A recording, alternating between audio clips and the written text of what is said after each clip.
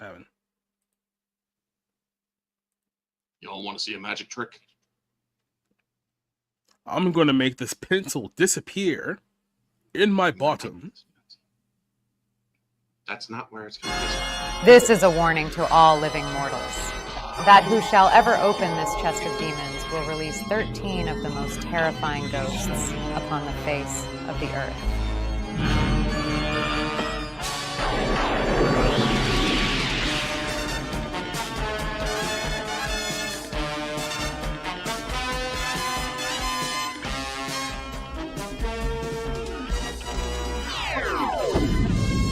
Okay, cut it. This isn't going to work.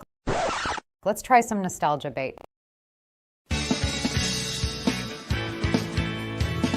It's mighty strange.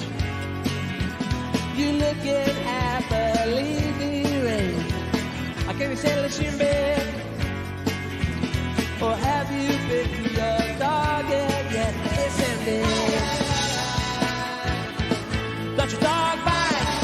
It's ending.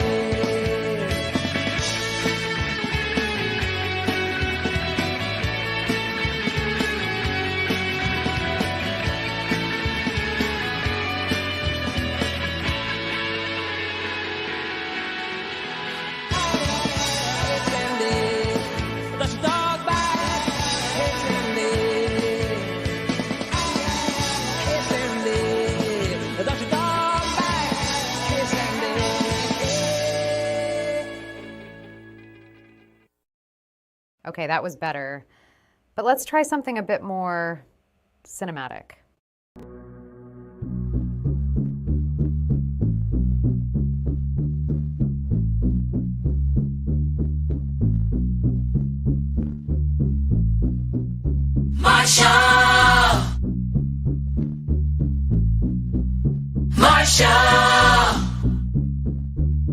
You about to witness hip-hop in its most purest, most rawest form, flow, almost flawless, most hardest, most honest, known artist. Chip off the old block, but old Doc is back. Looks like Batman brought his own Robin. Oh God, Saddam's got his own Laden. Off the hinges, oranges, peach, pears, plums, oranges. Yeah, here I come, I'm inches away from you, there fear none. Hip-hop is in a state of 911, so let's get down to business. I don't got no time to play around, what is this? Must be a circus in town, let's shut the shit down on these clowns. Can I get a witness? Hell yeah. Let's get down to business. I don't got no time to play around, what is this? Must be a circus in town, let's shut the shit down on these clowns. Can I get a witness?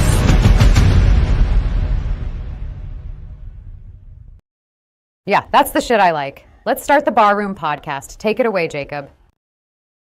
I love no matter how many times we play that intro, it still gets a rise out of cider every single time. Yeah, You actually kind of looked like Tony Hawk right there.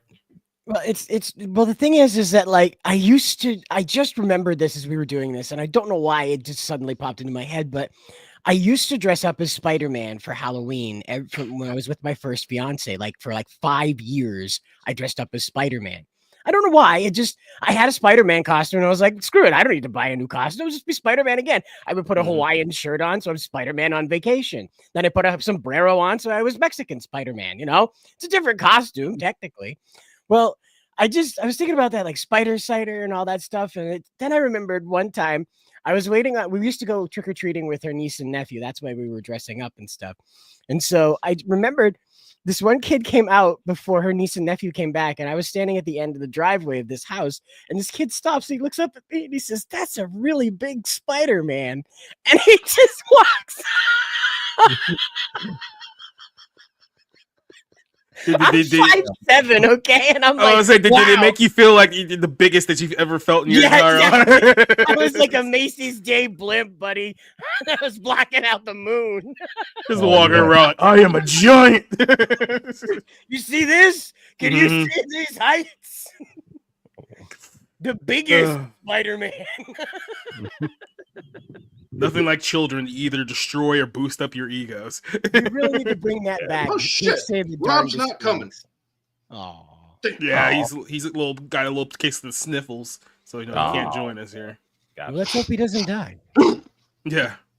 Well, there's a lot of people that's been getting sick here the last few weeks. You guys know I had my bout with it a few weeks back. It sucked. It wasn't great. I definitely wouldn't endorse it in any way, shape, or form. But yeah, this has definitely been was it an illness month? Illness last 30 days. Yeah. Outside of that, hey everyone, we are here for episode 133 of the Ballroom Podcast, and oh boy, is there a lot to talk about because apparently some people, specifically me, upset an entire wrestling community over the course of the last week since we've done this show, and we're gonna recap all of the stuff that went down in the last few weeks. And just in case you guys were wondering, you didn't get off scathed too. You people also upset a lot of people last week with our review of the WWE Raw show because there were a lot of WWE fans who were not happy about the fact that you did not love the new current product. A lot of WWE fans had very mean things to say to you all because you guys won't acknowledge that WWE is on fire right now. Oh, I'm sure. On fire, all right. Wrestling's fake. Like California's on fire. Yeah.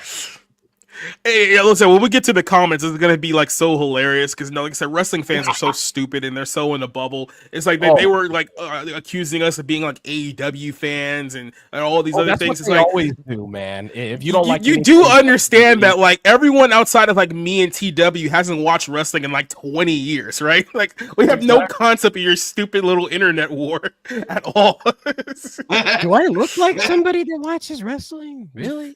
I'm pissed off people. Awesome. I do it all the time. Oh, I do that all the time without even trying. No, the wrestling fans and the wrestlers themselves are the easiest people to upset, as we'll talk about here on tonight's show, because I apparently ran the full gauntlet this week. People off. My mere existence pisses family off. So take a number. It's a one-man agitation machine. So yeah, there'll be a lot of butthurt to spread on today's episode. But before we get started, let's go ahead and introduce everyone. We are live on YouTube, on X, and on Rumble. We are back on Rumble this week. I had a little snafu with last week's show, ultimately because I started the show without actually setting up Rumble, and by that point it was too late, and I didn't feel like going back. And it's like, you guys just gonna have to go on X or your YouTube this week. So, but I am back here tonight. I know Keith is joining us over on our Rumble side of things. He's back with us over there. We also have Neozoic here saying howdy to the barroom chat and the good folks here as well. His first question, now, like I said, you're talking to a bunch of people who haven't watched wrestling in 20 years. I don't know what good orange and cider will be for this question, but which is the best Survivor Series match would you rather watch? The Alliance from 2001 or the first Elimination Chamber in 2002? I will say this, as I remember both of these, the 2002 match was better than the 2001 because the 2001 was basically WWE wrapping up what should have been the greatest storyline in the history of pro wrestling, WCW versus WWF, and it basically turned it into a big humping pile of crap.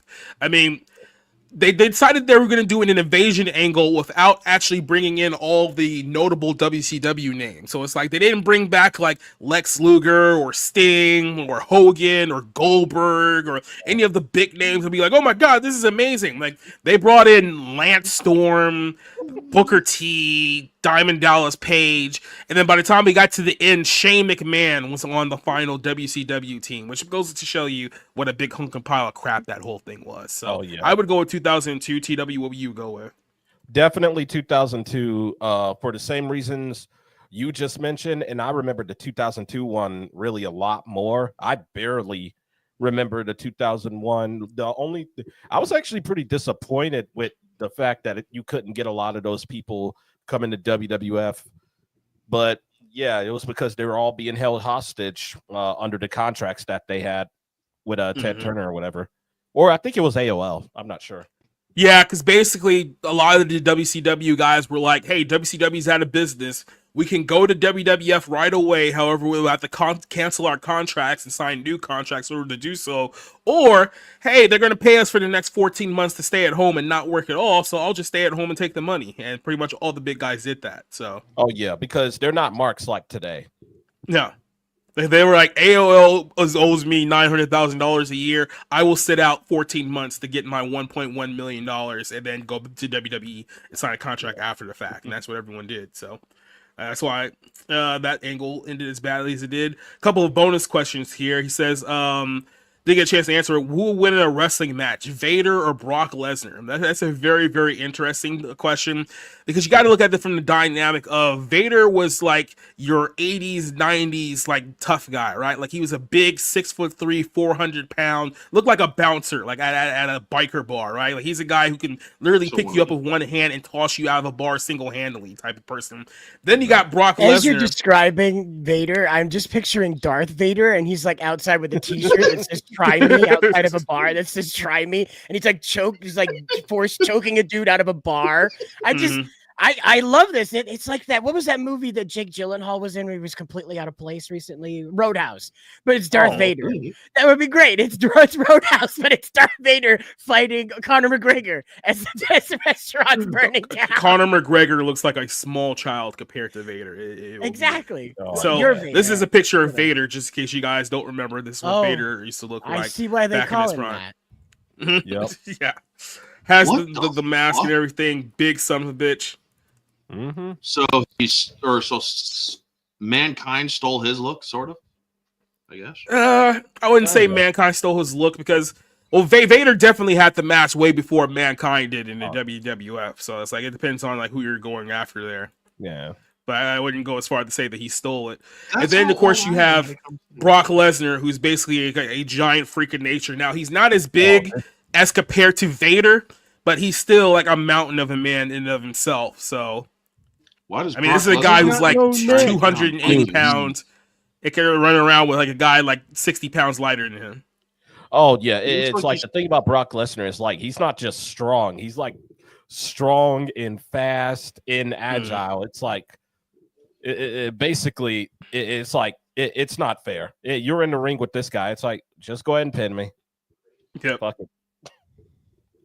So let me ask you this one for the non-wrestling fans. Who would you rather fight in a street fight if you couldn't get your way out of it? Would you rather fight Vader or Brock? Let's start with Cider. Vader. Mm-hmm. Brock can jump. Vader can't. Fair enough. Orange, who would you rather take your chances with? Vader. Hit him once and he's down for good. Because I am a dirty fighting Irish. I will fuck you up and then I will go straight for the nuts. So you won't get up.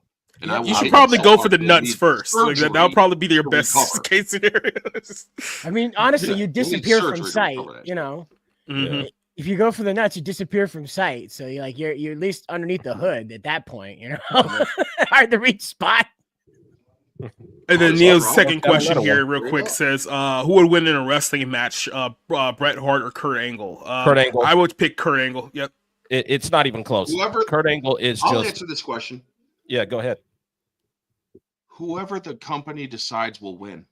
There you go. But and again, if it was a shoot, Kurt Angle would actually crush Bret Hart. It wouldn't even be close. Oh yeah, that's true. Because as a shoot in real life, Kurt Angle won a gold medal in the Olympics in wrestling with a broken freaking neck. So yeah, that guy's great in every category. Fuck, does somebody do that? Dude, hey, it was 1996 and regulations were not as good as they are now. So, with a broken neck, how do you do that? Kurt Angle, baby. Yep, that's why he's the greatest of all time. And then they brought Steiner in, and he didn't even know how to do math. And they were like, "You don't even know how to do math. You just know how to take a punch. That's all you got to do, buddy." Yep. You know what was hilarious about that Steiner math promo is that if you do the math, he was actually right. He wasn't just like making numbers. No idea how. He wasn't even talking about quantities of anything. And so it was like quantities of emotion. How do you quantify emotion? Oh man. You're 3 times feeling bad that you felt last time, minus the shame of your mama. Great times. I mean, I'm glad that happened in TNA rather than WWE, because if it was WWE that happened, then they would have copyright claimed the shit out of it, and no one would be able to play it on their shows at all. Yeah. Leslie Tarkin's here. Vanya's here. Obviously, Orange is in the chat. Doba Fett's here with us tonight. Let's see. Mita's joining us here. Turt's Courage is straight up out. Who else do we got here with us today? Maurice Johnson saying, "Hey guys, happy Tuesday. I'm in my HVAC class. Really hungry. Go get something to eat. What are you sitting here kicking around with us for?" HVAC class. You can't go get something to eat. Hey, if you're studying the with HBACs, you will make bank in the South, or in like the Southwest. Oh, You can for figure sure. out how What is those things HVAC work. again? AC What unit. is HVAC? Central air. Oh, Yeah. creating it air conditioners. Mhm. Okay, got it. Well, it's not just air conditioners. It is air conditioning technically, but what it is it's environmental control. It's So we do need it ventilation. up here in the north. Yeah, exactly. Yeah. We do need it here in the north in order to keep things warm because we don't actually have like potbelly wood stoves in every room in every building. Like the corporate towers here don't have wood Don't knock stoves the in wood them. stoves, man. They have an internal, central heating system like you guys, and never mind.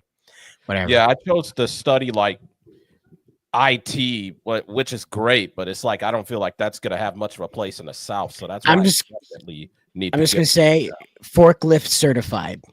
Just gets forklift certified. Whatever you need, forklift certified solves it. If there's an emergency situation, you're forklift certified. Congratulations, you're flying that plane. Yep. I am also forklift certified. I used a forklift earlier today. You need Nice. need to re-say that. You said something other than certified. Did I? Yeah, you said sodified. And I was like, I don't No. I don't think the forklift works like that. They don't Yeah. they don't run that test. I don't remember that. There's a Florida man story if I ever heard of it. Yeah, right. Florida man sodifies himself with a forklift. Why would I not be surprised? Oh man. There you go. Don't There's say- your t-shirt, Jacob. Sodified. Yeah. Forklift One man, one forklift. That's a terrifying video. Oh, Neozoic. That's a live covered link it, video, so and they you don't know have it. to. Oh yeah. That's a 4chan video if I've ever seen. Memories. Yeah. Doba Fett here I says covered the it, so invasion they don't angle have to. sucked. It was basically designed to neuter and embarrass WCW. Absolutely, because Vince McMahon has a massive ego. yeah, and he's insane. Yep.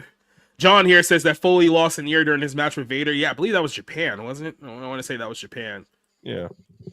Who else we had? Terminator Joe joining us here. Say Kurt Angle said that Brock was tossing around Big Show. Oh yeah, Brock was a big boy. I mean, you're talking about when his first go around, he was what 6'3", 295 pounds, solid muscle. We talked about it before. I think I'm even shown this before years ago. That remember that shooting star press that Brock tried at WrestleMania 19, where he didn't get the full turn and landed right on his head. Basically, if he didn't have like massive like neck muscles popping out like the back of his leg like there, probably would have died. Oh, for sure. People sit around their high end academia and they say to themselves, "Well, how did the Vikings take over everything?" And then Brock Lesnar walks in. That's what they all look like. Who unironically played a little bit of preseason with the Minnesota Vikings, who just got yeeted from the playoffs last night. Weren't they the ones that had snipers? The Vikings? Yeah, one of the NFL football teams hired snipers. It might have been. I don't recall, but yeah, I would have to look it up again. I can't call off the top of my head. Terminator Joe's here. DK's here. Are you surprised about the whole lawsuit covering Moana? We'll probably cover that one next week. Kurt started the shoot. We said that Brock took Brock down a few times, but Brock couldn't take him. Now, I mean, like I said, Kurt Angle was a legitimate gold medalist, like Olympic wrestler. So it's like, yeah, back then, if Kurt wanted to take you down, he would take you down. Like there was nothing you could do about it. Wasn't that Jesse Ventura's angle? Was that he was an Olympic competitor? Wasn't that Jesse Ventura's thing too? Not sure, but I do mean you just mentioned Minnesota. He was the governor in Minnesota for a short period of time. So. But that wasn't during his wrestling. Oh my God, yeah. So, yeah. And then he became one of the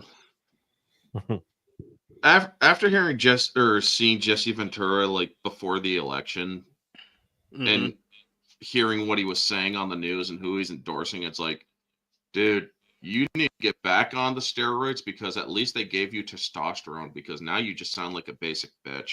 Oh, that's right. He was a Navy SEAL. Navy SEAL. Yeah.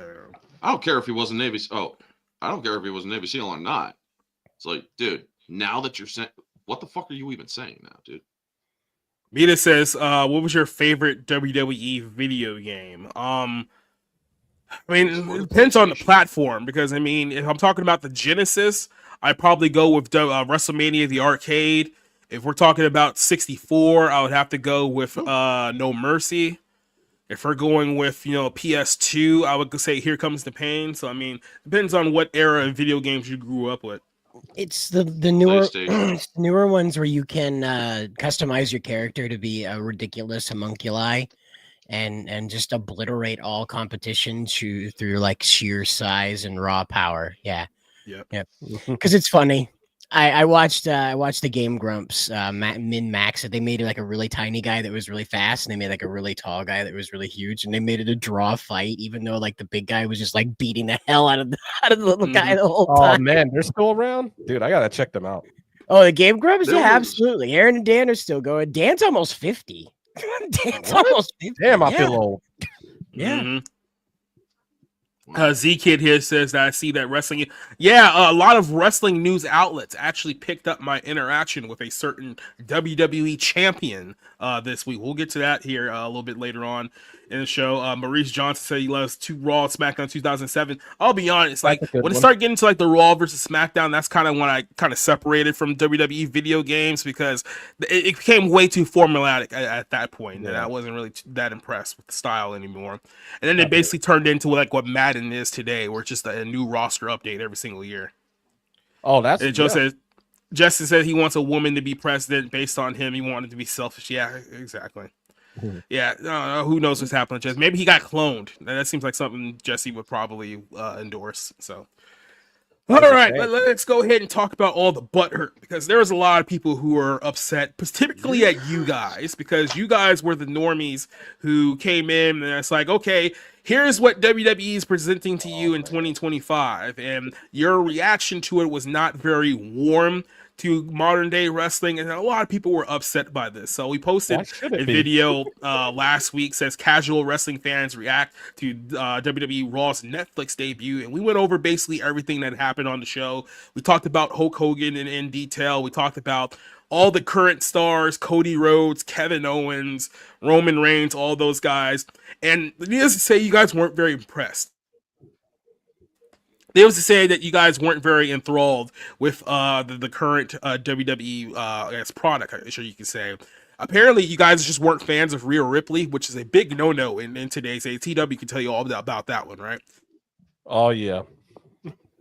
Yeah, you can't deny Triple H's girl. You just can't do it. Oh, and as a result of this, people were very, very upset, and they left us a lot of mean messages on the YouTube side of things. So let's look at some of the mean messages that we got. This guy said that you are a bunch of weird people. So there's that. This one says, love how obese Black Thumb and actual crackhead make fun of in-shape middle-aged man. I also like how you didn't space any of those words. You just like kind of smudged them all together and makes me think that maybe he's Indian. That'll be my first guess. There you go. Just shows the intelligence or lack thereof of these wrestling marks. Nothing but pure ignorant trash spewing out of every single mouth on here. So you're being a MAGA jackass moron. Definitely add it up. Yeah, every single one of you guys. He's mad at all of us collectively. None of you guys are. How sad. This one says that the hate is real with this one. Terrible take. This one says that, if by casual you mean neckbeards who spend all their time in various IWC message boards, then yes. So let me ask you this. Have any of you guys spent any time on a pro wrestling message board in the last 20 years? Never. I was about to say, what the fuck is an IWC? Exactly. Oh, it's the internet wrestling community. Oh, okay. So I don't even know what the fuck that is. So yeah, sure, I was on it. Oh man, that's projection like hell. I haven't been on a message board in like 8 years, dude. And the last one They I was still on make was about message powering. boards? Message boards? Yeah. I thought message boards died with Reddit. No, Pro Board is still out there. It's still kicking. I mean, let me just say something. Jamie Gertz said it best in a show still standing. Someday we're going to look back on this and you're going to find out how little we care. Yeah, I love that. Oh, it gets worse. Hey, Neo says, who's more annoying? Both. They're both aggressively annoying. They're all fucking nuts. Are you gonna cry? It gets worse. Who else we have here? It says, for those of us who watch WWE for the drama and the showmanship, they hit it out of the effing park. Well, WWE has absolutely none of those, so you're delusional. Mm-hmm. Here's another one. It says, the wrestling fan starts out bashing the product and then asks his friend group for their opinion. It's like, yeah, that was the whole concept of the video we did last week. Welcome to the Barroom Podcast. Literally the entire Where point. we don't give a fuck about your opinions. Exactly. You guys are lost and confused. You know nothing about WWE and their fan base. Yeah, that's the point. Once again, you seem to be missing. Hold on, I know too much already.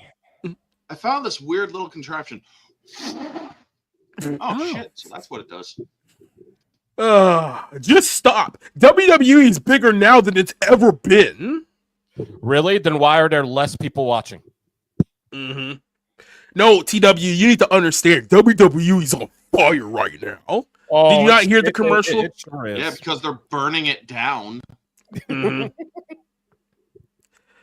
Tried to watch, but some utterly weird views on the superstars and often false information. Didn't clarify what was actually false. So no, they never do. Except they got double the viewership this week on Raw, double the amount they normally get. Pretty sure that's a success. First of all, that's not true. If you guys heard the reports of the ratings, that obviously didn't come out until a couple days after we did that video. So they're claiming that the people who watched Raw live on Netflix was 2.6 million households. How many actual viewers that is, no one knows because it's not calculated that way. But then they did go on to claim that they got 4.9 million views, which once again is not viewers. And then in the course of the entire week, they got 5.9 million views. Once again, not viewers. So I wanted to clarify this because people think that, oh, that means 5.9 million people watch the show. Like, no, that's not what it means at all. I mean, a video here on YouTube can have 1 million views. That doesn't mean 1 million people actually watch the video. It's calculated differently. Exactly. It just means that, like, they might have you clicked it or skimmed it. Like, that doesn't mean that many people took that time to watch that crap. It's like casual fans are not fans. And then that casual fans are not fans. I want to address that one. Oh yeah, who said I was a fan? Right? Well, you see, what we were trying to do is we were trying to show you the current WWE product so that we can make you a fan. You just decided that the current product was not very good. I stopped being a fan over 20 years ago when Stone Cold got like 50% of the fucking company. That was the last I cared about fucking or WWF at the time. Now it became WWE because of some sort of fucking lawsuit with the World Wildlife Foundation. And then it's like, who the fuck cares? It's fake. Wrestling. It's a weird thing with these fans, right? Because it's like they want to believe, oh, wrestling's red hot right now. It's never been more popular than it is right now. And then when you prove to them that no one's actually watching today's wrestling, the first thing that they say is, oh, that was because a football game was on. That's why the ratings were low. It's like always an excuse. They say it's red hot. Yeah, okay, I will give them this. It is red hot as a hemorrhoid. There you go. Mm-hmm. Here's no. Is that imagine getting so butthurt over people not liking your make-believe wrestling show? Yeah, well, that's the problem with these marks. It's like it's like the thing that they don't understand. This is what I was talking about in the video that I made, called "We're in the Gaslight Era." Yeah, and that's with every form of entertainment. Mm-hmm. People can't stand the idea that someone has a different opinion on anything. Fuck wrestling, just anything. It's like, hey, motherfucker, do you like this? Then that's all that should matter. Why are you taking the time to care about this other person's opinion? Get a life.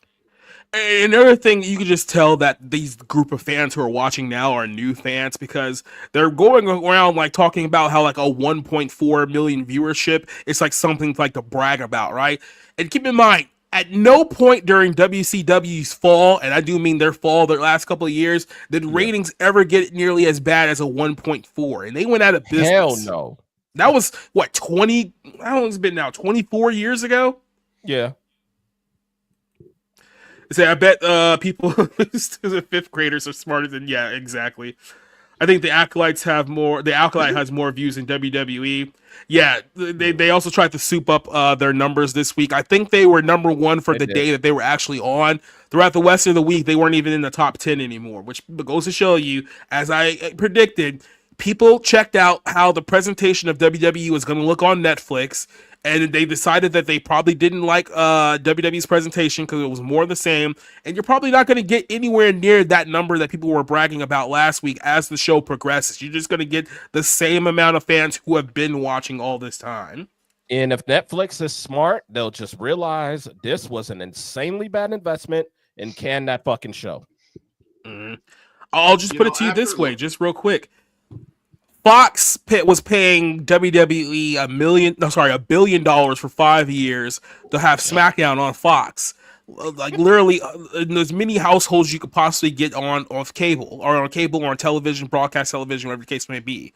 They ended up losing money and a lot of money. Netflix is now coming around offering them 60% more than what Fox was offering.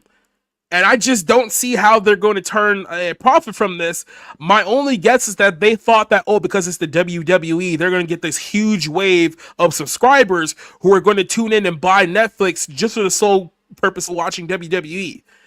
If that doesn't happen, then how are you guys making any money off of this? Like, that's what I don't understand. I mean, somebody should definitely currently edit or find a way to edit these two things. Showing the WWE ratings in the trash, and then that dude from Armageddon who nearly lost his dog due to an asteroid, just standing up and saying, "Somebody call 911." I mean, that's basically what they need to do. Yeah. Help! I need somebody. Help! So that was from our video. That was part of the outrage. It didn't start there. You can say that was only the beginning, because I made a couple of posts throughout the course of the week. First, regarding Mr. Hulk Hogan. We talked about this last week in more detail, so I won't go back into it. But essentially, Raw was in LA last week. LA booed Hulk Hogan, who's an active Trump supporter, so no surprise there. And then, of course, right after that, the entire city's caught on fire. So, is it a coincidence? I don't know. I'll let you guys judge whether that's the case. All I'm saying is, maybe don't cross Hulkamania. That's all I'm going to say there. I guess not. Leave it at that.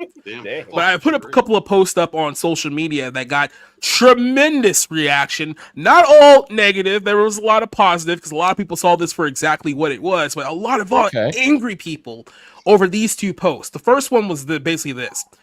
This is what I wrote. The reason why liberals hate Hulk Hogan is that forgiveness and redemption are biblical concepts and they come from God. Liberals don't believe in forgiveness and they hate God. So no matter how many times Hogan apologizes, they will never forgive him. They hate him and they want him dead. He is worse than a murderer in their eyes because they actually idolize killers. That Luigi guy who shot that CEO a few weeks ago is an American hero, but in their eyes, Hulk Hogan is the piece of crap. They said, don't try to rationalize with evil. They're just evil. So this got a whole bunch of people upset, and basically the whole thing was like, no, we hate Hogan because he never apologized. He apologized many times or over the years. Exactly. You guys simply just did not accept his apology, right? Yeah. And then throughout the course of this, it was basically a whole bunch of people telling me how much they hate Hulk Hogan because they're a racist, and I will just reply, thank you for proving my point.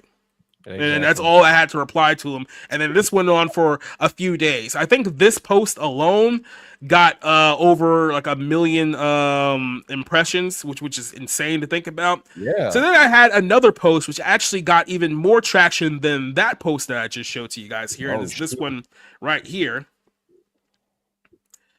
And this is what I wrote. I said that I just had an epiphany about modern WWE fans. The current WWE fan base hate and despises everything the company was built on. They hate Vince McMahon, they hate Hulk Hogan, they hate the Attitude Era, they hate the Legends, and they hate the Divas.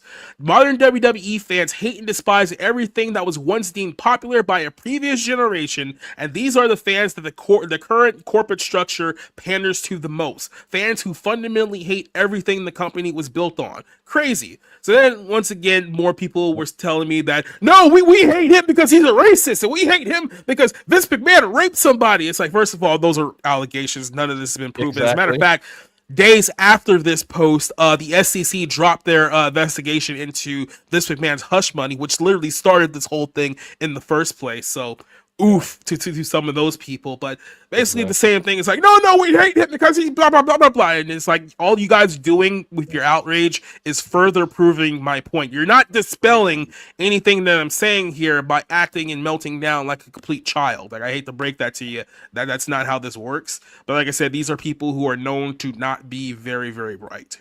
Exactly. And the same thing's going to happen with that Janelle thing too. Because at this point, McMahon is just a crazy old coot. This is the same man who challenged God. Yeah. No, look, Vince McMahon is a legitimate psychopath, and I don't think there's anyone who's pro or anti-Vince who would say otherwise. He's a much crazier Walt Disney. Yeah. And all I have to say is that his mother lived till she was 99 years old, so don't think Vince is going to croak anytime soon. He's not even 80 yet. So, oh, hell no. It's a whole comedian side, brother. Yeah, so that led to a lot of anger, and I got a lot of pushback on that throughout the course of the last weeks. And look, I've been through this before. It's just wrestling fans. You can say whatever you want. I honestly just don't care. I mean, at the end of the day, I'm someone who's barely attached to the company. I still review it every now and then. I still talk about it occasionally, but I'm not so hardcore that wrestling is my entire life. I don't do a wrestling podcast. I do stuff about movies. I do the Bible show on Sunday. We do streams with like other people where we don't talk about wrestling at all. Wrestling at the best for me at this point is nothing more than a hobby, and that's really what it comes down to. However, these lifers, where pro wrestling is their entire life, like they sit and they watch 20 hours of various wrestling companies every single week because they have nothing else in their life outside of wrestling. Those are the saddest, most depraved people you can possibly imagine in your entire lives. That's basically where we're at right now. Oh yeah, exactly. And that's like the same way for me, where it's like, the only reason that I still even comment on this stuff is because a lot of people want me to talk about this stuff, but I prefer to really talk much more about a lot of other stuff, things in music and all of that. But I still talk about it once in a while because it's always fun to get the Marks angry. But it's very easy to get them. Like, here's the thing. Oh yeah. If I just wanted to be a troll, it would be extremely easy to be one. Because it's like, you guys just can't help yourselves. And that's the fundamental problem here. No better example than this than the current WWE Women's United States Champion. Yes, that is a real title that WWE literally just created out of thin air. And I'm not lying, within the last 2 weeks. So there's now women mid-card titles now. So whatever that case may be, Chelsea Green. So this is where it got interesting, right? Because at first it was just wrestling fans, and they'll be angry for a little bit, but then they go away after a while. So it's like, who really cares about them? I woke up on Saturday, and right as all like the Hogan stuff was like dying down, right? And here's a post from a woman named Chelsea Green, like I said, current WWE Women's United States Champion. And here's very interesting here if you don't know the backstory. Remember about, was it 3 weeks ago, we talked about the Tessa Blanchard situation? You guys remember this? Oh, yeah. Yeah. So if those guys who needed a little refresher, Tessa Blanchard just came back to TNA Wrestling about a month ago. I believe she came back. She was away for a few years down in Mexico. Essentially what happened was that 5 years ago, Chelsea Green and a number of her friends in her friend group came out and levied allegations that Tessa Blanchard called some woman the N-word back in 2000, I want to say 16-ish. So we're talking about what? 9 years ago in Japan, when Tesla, I think, was like 20 years old. And allegedly she said the N-word to this black lady. So as a result of this, her friend group and her have repeatedly called Tessa Blanchard a racist based on the allegation that they put across to her that has never been proven and has never had any shred of evidence whatsoever. It was literally the night that Tessa was going to win the Impact Males Championship, which, being objective here, that was a very, very stupid decision that has nothing to do with Tessa Blanchard. That was just a really, really dumb decision by Impact to put a woman in the men's title. I don't know why they thought that was a good idea. That's besides the point. But because she was going to be on top of the company and the company was going to endorse her, they decided that they were going to put that allegation out there to ruin her reputation with the sole purpose of doing that. And as you can see, the psychotic wrestling fans that we just introduced you guys to in the first 20 minutes of this show, they all bought it hook, line, and sinker, and they've basically labeled Tessa Blanchard a racist, even though there are multiple people, specifically multiple black people, who have come out to defend Tessa over and over again. Obviously, if you guys remember, there's a guy on TNA called Moose. Moose has been like one of like Tessa's best friends like for years. He's black, shocker. I didn't know you guys know that.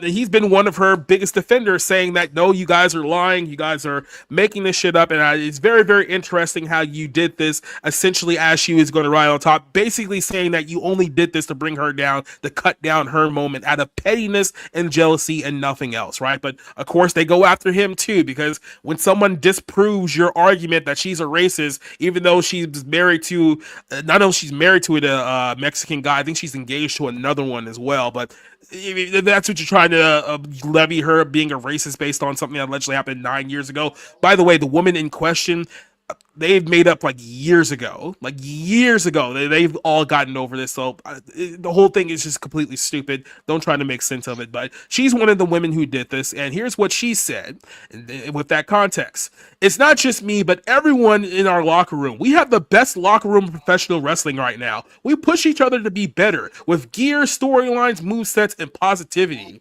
This sounds like high school. This literally sounds like high school, and I'm going to keep this in mind for you guys. This is a 33, almost 34-year-old woman.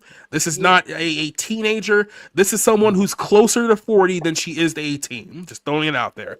But some of them deserve an ass kicking, right? This is her little post here. Now, I find it very, very interesting because it was a similar post to this that Tessa posted 5 years ago that led to people like her going after her. So here's what I replied to that woman. Here's what I replied to her. It says, maybe the girls who drove Tessa Blanchard to suicidal thoughts out of pettiness and jealousy are the ones who need their ass beat. ... That's what I replied. Now, as a result of this, a lot of people accuse me of a death threat against Chelsea Green. She still tells me of wishing harm against Chelsea Green. Now, I'm going to go ahead and just ask you guys this quick question. Okay, do you guys levy that as a threat against someone when the context of the person that you're replying to was talking about somebody else getting their ass beat? Nope, I do not. And I find it rich coming from these people because these are the same people or the same psychopaths that threatened The Rock's daughter, who made death threats to The Rock's daughter over, mind you, a scripted match. Yep. That they thought that they weren't going to get. So they have no room. Also, ass beating is not murder. Yeah. These are people who get paid to get their ass beat, by the way. Kind of a coin toss in the writer's room over who gets their ass beat this week. Not talent or merit, just who will take it and who won't take it. So, come on. I think death threat's a bit of a reach here. Maybe a threat of embarrassment, certainly, but that's not illegal. No.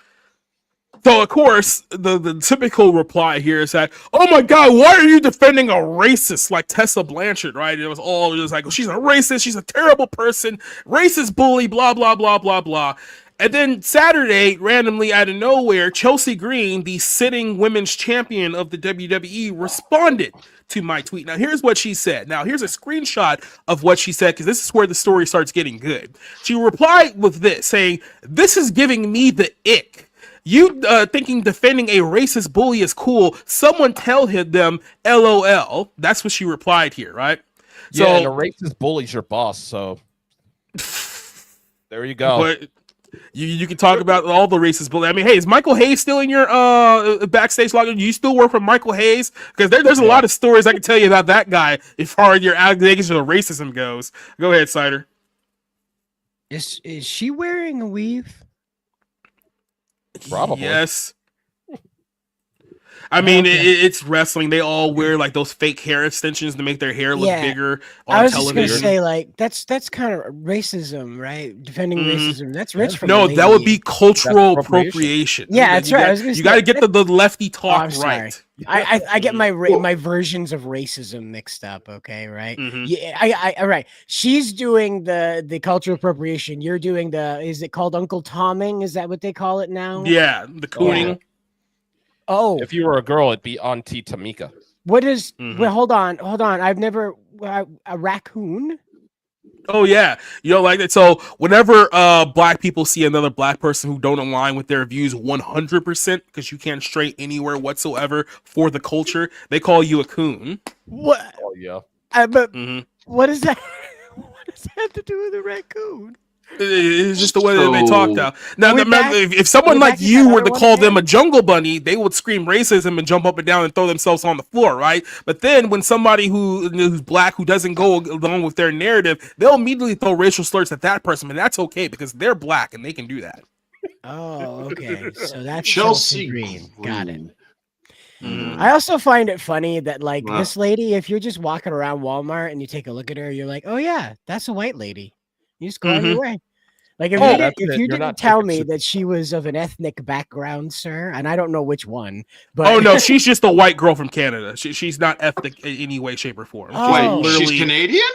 Yeah, she's just a white liberal from Canada. That's That literally all she is. So, if I was walking by, say if I had kids and I saw her walking by in a Walmart or whatever, I'd be like, hey guys, look, it's a crazy Canuck.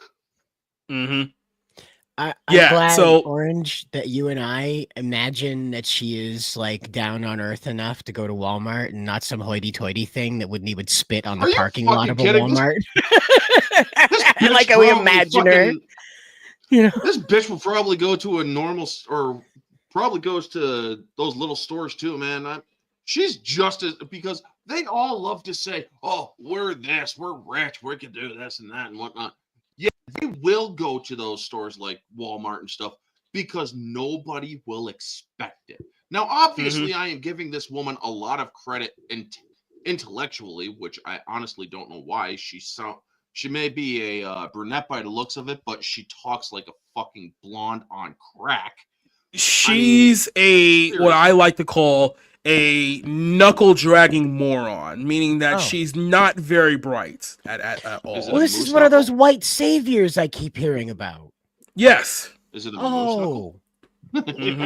Oh, a moose knuckle. And like I said, and she's Canadian, which makes it way worse. Oh yeah. You getting it yet, Tyler? Canadian moose knuckle. This is why we were advocating 2 weeks ago for Donald Trump to buy Canada, because at this point, I legitimately hate Canada more than I hate Mexico. And as someone who grew up in Southern California, had an intense rivalry with Mexico for decades, that's saying a lot. Well, I want to technically see you it get anyway. both. It should be interesting. Well, technically you comes get to- both. So When it comes to white Canadian chicks that have any sort of what they perceive or what most people perceive as beauty, I honestly write them off real fucking quick because I've seen the YouTube world of Canadian beauties. Now, Matt's Mama Bear is the exception. Shout out to you, Mads.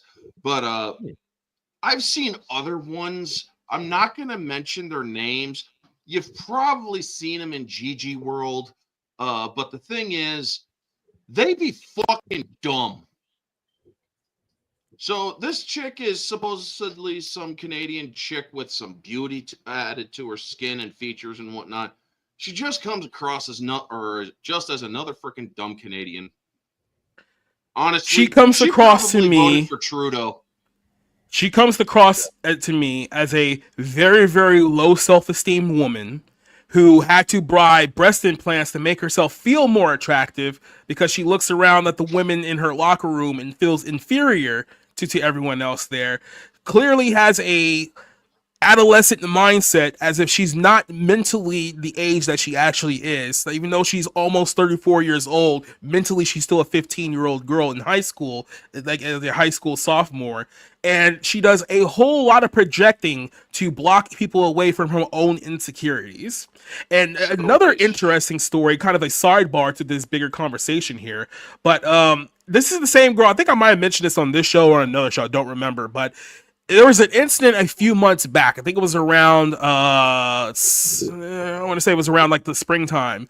She was in New York and she was at apparently a 5-star hotel in New York.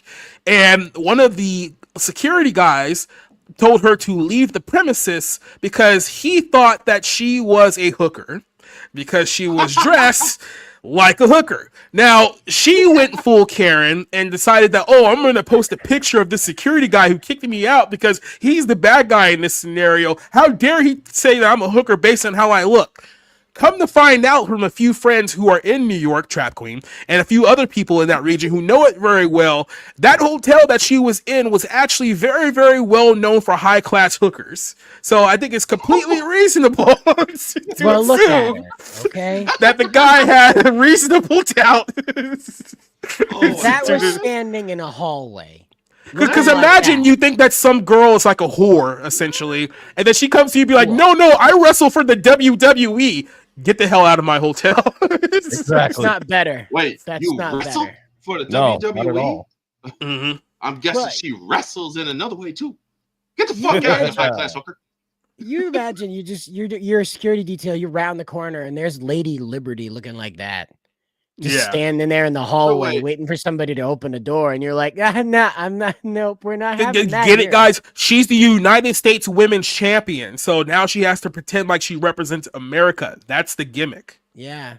Question. Okay, so we said this back before the show started. This is a title that just came out. So They literally created this title 2 weeks ago. I'm not even making that up. Fresh fake. Yeah. So this is fresh fake for fake wrestling. It's all fucking fake, folks. This is the fakest fake that you can fucking fake being. Because honestly, nobody cares about this chick. In 10 years, you are literally not going to be even known. And by the way, if you got breast implants and you're in your 30s and eventually you have kids, I feel sorry for those kids because they will probably be poisoned if they breastfeed. Oh, for sure. It's not a good situation. Let's just put it that way. There was a time in wrestling I'm when fucking going there, folks. I will be the most dirty, freaking perverted piece of shit on there, especially if these fucking wrestlers seem to want to come after us, because I have no problem not pulling my punches. Yeah. Well, I mean, like I say, you're outside of the wrestling bubble entirely. So it's like, you literally have no reason to pull any punches whatsoever. Like, you just don't care. By the way, this is what she wore when she got kicked out of the New York hotel. When the security guard thought that she was a hooker. Well, there you go. Yep. So, can I ask her a serious question? How much does she charge? So look at her though, but look at her. So it used to now be a look, time we're not saying look at her in the context of, well, she deserved it because that's what she was wearing. It's like, no, if someone is profiling you as a prostitute, you're not doing much to dispel their profiling against you. Let's put it that way. No, not at all. Jacob. That's exactly what you said though. She deserved it because that's what she was wearing. And then you said if you were I said that she deserved to get kicked out of the hotel based on what she was wearing. So let me clarify. She deserved it because what she was wearing. Yes. Right. So you deserve to be kicked out in the cold based on what you were wearing. That's what I meant to say. What I'm trying to get at. Just want to clarify that. What I'm trying to get at is that there used to be a time in wrestling when women around the ring were like competing for Vanna White's appeal. Right? They were trying to be up there with like Miss America in their presentation. And now we're like, yeah, you know what? The bank teller, yeah, she could be like the Miss America now. The queen of the mids, prom queen wannabe here, the also ran of class president, right? This has class president all over, like senior class president all over. Look at that. That's the one that sends you a letter to remind you to show up for your 12th class reunion, not the 15th, not the 10th, the 12th class reunion. 12th. Yeah, exactly. Because back then you had women. Now you just have disturbed, mentally ill little girls in women's bodies. Yeah. Yep. A lot of daddy issues. Just put it that way. Oh, for sure. I had a friend ask me, like, why don't you call women women? We're like 30. We're like in our 30s now. You might as well just call them women. Like, no, they're girls. They're not women. We were raised by women. They raised girls. That's what we're stuck with. You want to look around? Not too many men around either, but a lot of fellas hitting AARP age, aren't there? Not too many men, though. Yep. So yeah, like I said, this is the chick who went after me. By the way, after our little interaction, she did in fact block me. So I'm currently blocked by Miss Chelsea Green. I am blocked actively by a WWE champion. What do you call a woman that's a pussy? So nothing of value was lost. Mm-hmm. Now, do you guys have a special word for that? I mean, I just go with twat because twat is kind of like, universal. We have skag. As I understand it, you guys forgot about skag, so I'm bringing it back. Isn't slag the UK term? Slag? Skag. S-K-A-G. Oh, skag. Skag. Yeah. Yep. Okay. Skag. One last thought, though, before I completely just banish this out of my memory hole. Oh, no. Before you get there, because we're not done yet, because this story actually does get better. Let me go on a little twisted turn here. So as you guys know there, I had to put the screenshot of what she said on there because earlier she deleting the tweet. So the tweet is not up, even though the screenshot is forever. So good luck with that one. And here's why. The next day, I ended up writing this. I wrote this. I said, if I'm Tessa Blanchard, I would sue Chelsea Green and Ashton Kay, who's obviously her friend, the other one that put out all the stuff about her being a racist, for defamation, since 100% of the racism allegations come from them. Tessa may have been a bitch, but calling her a racist in an attempt to blacklist her from the business is certainly grounds for legal action. Now, here's another interesting tidbit here. Tessa Blanchard actually does have a real-life contact with the Lakers owner, Jenny Buss, because Jenny Buss bought WoW couple of years ago, and she was going to use Tessa to be the main person to promote that brand, and they're still friends to this day. So I said that Tessa still has contacts with Laker owner Jenny Buss. I would sue them, and I were you. And then of course the little thing here says you better lawyer up. You want to know what happened immediately after I posted this? Let's go here. This is where it starts getting good. Chelsea Green went ahead and deleted that entire post where she calls Tessa a racist bully. Just deleted the whole thing. Now, like I said, I added the screenshot of what she said here. So then we went on to post this. So Chelsea Green removed the tweet calling Tessa Blanchard a racist bully after I suggested Tessa should lawyer up and sue Chelsea for defamation and libel. Good thing for us, bad thing for Chelsea. The internet is forever. We have your screenshots. So you can try to delete things so that they can't be used against you as evidence, but they're there. And everyone knows for a fact it came from you, because unfortunately for Chelsea, there were a lot of pro wrestling news websites that picked up our interaction and actually wrote about it in their dirt sheet. So the evidence that this was in fact your account who wrote this is all over the place. So yeah, your friends at the dirt sheets may have unintentionally screwed you here. So one of two things happened. Obviously someone in WWE said, take this down and shut the hell up. That's one possibility. Or two, there's actually some rumblings out there that Tessa may, but rightfully so, sue these two girls for destroying her character and causing her countless amount of damages over the last 5 years. And honestly, I really hope she does sue them, because I would love to see a Johnny Depp Amber Heard situation where they have to pay up and be held accountable for the things that they have said over the last 5 years. Whether that happens or not is to be seen, but this is where we're at right now. So that's the saga of the Chelsea Green situation there. So any final thoughts from you guys before we move on to our next topic? Orange Hat has stuff to say. Honestly, what do you say? If she does get sued, awesome, because people need to be held accountable these days, and accountability is really in need of a resurgence.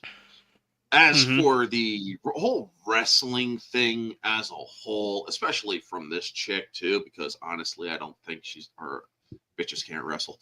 But yeah, I fucking said it. But honestly, when it comes to wrestling, folks, all those haters that were a part of this earlier conversation that commented on that last week or whatever, your opinion literally means less to me than Christ to an atheist. Oh. So just figured I'd put that out there for you. You can come at me. You can say all sorts of shit. You can make fun of me. Guess what? I will probably forget everything of this stream tonight by the time my head hits my pillow in my bed. Yeah, Jacob, he's gonna forget all about your stream. Yeah. What? Preview chat. But about basically the whole freaking all your hate and shit, it literally means nothing to me. So yeah, hit me with your hate. Come on. Fucking destroy me. You know, man is literally begging for you to hate him because he does not care. Fucking hate me. Probably ought to like pump the brakes though, because we're kind of bordering on the stomp on me territory here. So I mean, give in to your anger. You know, of course, there again, you know, lady, with whoever you are, woman who is caused Chelsea, whoever you are, Canadian lady. There's always OnlyFans. It seems to work out for that Sopranos lady. Oh, she's already done it. Let me give you guys another How are you insight. allowed? How are you allowed to have a WWE contract and do that? Let me rewind the story here. Just let me open up the lore for you, just in case. Use your lingo here, Cider.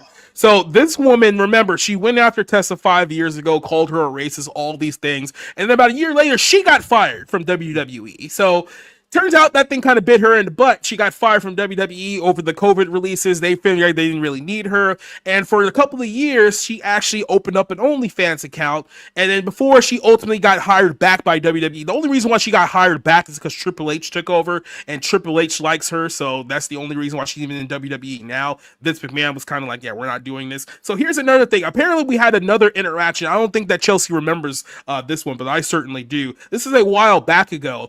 This poster here, WWE News Updates, basically just posted two pictures, one of her and one of another girl in WWE, Maxine Dupree, and asked a simple question: which girl would you rather pick? Now, before I give you guys any context here, who would you rather pick? Chelsea's the one on the right, and then Maxine's the one on the left. Yeah, you ruined it. You shouldn't have said. Honestly, I have no idea who either of them are, and they both look like freaking OnlyFans thoughts. Oh, for sure. So gets interesting. So then Chelsea replied to this tweet, which basically just had nothing here but a choice about which girl do you like better. She replied, "Don't, just don't. It's gross and misogynistic. Stop doing these." So she was very, very upset by the fact that, you know, she had posted, you know, this whole thing. And I just want to, you know, put this out there. Now, it may be a little obscene for some people, so I'm going to give you guys a little screen warning here. It's nothing that we can't show on YouTube, but I am just got to make the point about, you know, the hypocrisy of this whole situation.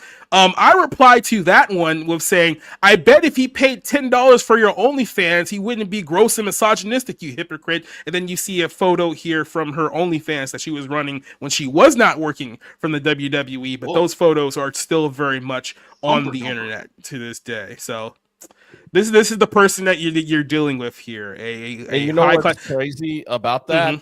I wonder if she probably still has that OnlyFans, because I know they made her deactivate it, you know, going back to WWE, because WWE does not allow you to have an active OnlyFans account showing your butt cheeks. Ask Mandy Rose what happened to her when she tried that. Fired Mandy Rose not years ago for having an OnlyFans, and if she still had that and went back, that really. And you know what's even funnier, Cider? Before you even make your point, she's literally posting pictures of her ass on her OnlyFans account, which are still up to this day. And then she had the audacity to get upset at the guy in New York for thinking that she was a hooker. Yeah, apparently she only plays one on TV. But here's the thing. Sorry, go ahead. No, have at it, man. Yeah, that picture of her there. Why does she look like she or Elijah Dushku that gained like 80 pounds? Dollar store Eliza Dushku, yeah. Yeah. I mean, she looks like she is like a dollar store Elijah Dushku that gained like 80 pounds. And like, here's the thing, woman, lay off the pizza. These photos are supposed to be sexy because there's men out there buying with money photos to see her in sexy poses, and this was the best that she can do. They should be buying it with fur. Like she was an AIDS patient. I was about to say, like, she looks like Fiona Apple if she had any meat on her bones ever. Yeah. So, like, this is the hard part about this. Like, so she could have made a great mom. Like you take a look at that lady, that could have been somebody's like soccer mom making Halloween cookies, Christmas cookies, making sure to hide the presents underneath the guest room bed so that way nobody went to look underneath there and find them, until Christmas time. Instead, she's posting pictures of her butt on OnlyFans and shaming people on the internet underneath 2 miles of makeup. Because that's not the same woman that's up on the Yeah, well, I just want to say that's not the same lady that's in the ring. Those kids would be traumatized. Yeah, I mean, having to deal with a mom like that. If she ever was a mom, or if she ever is a mom in the future, she is going to be the mom of a bully victim because they are going to be flashing her tits and her ass all in front of that kid while he's in school. All it takes is like one kid. All it takes is one kid in the classroom that shares the classroom with her son and be like, "Oh, is this your mom's butt? I found her picture on the internet." And it just so happens her real name is on the photo attached to her OnlyFans site. So that's what these broads don't think about when they do that. Well, like, it's not even the fact that you made an OnlyFans. You used your real name, so you can't even deny that it was you. Exactly. Caught in 4K. Caught in 8K. Poor bitch. But that's what I mean is that like independent of all this, had this not been her career path, she would have made it like a great mom. Like every now and then I see these harlot starlets, if you will, and I'm taking a look at them and I'm thinking, yeah, right, band name coming at you, the Harlot Starlets performing tonight on the Johnny Carson Show.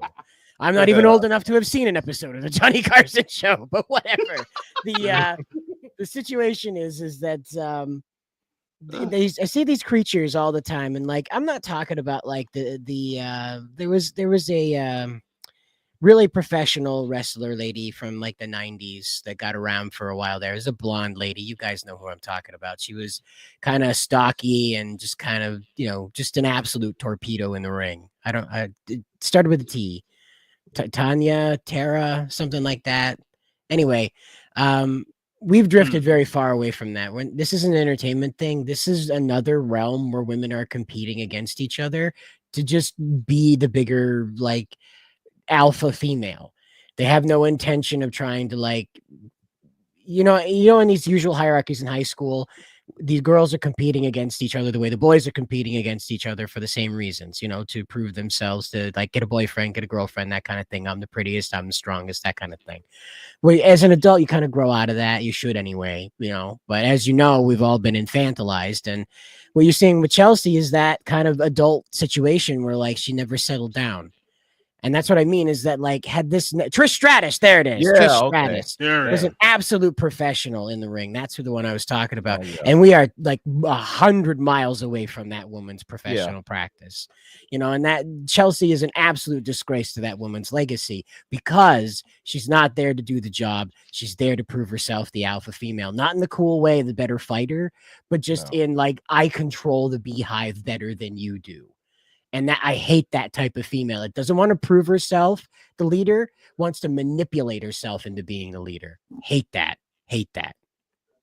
I want to put this out here just for a second. This is Trish Stratus now. So Trish Stratus is almost 50 years old. And I'm not even joking when I say she legitimately looks better than the overwhelming majority of WWE's female roster right now. That is at least 20 years younger than she is.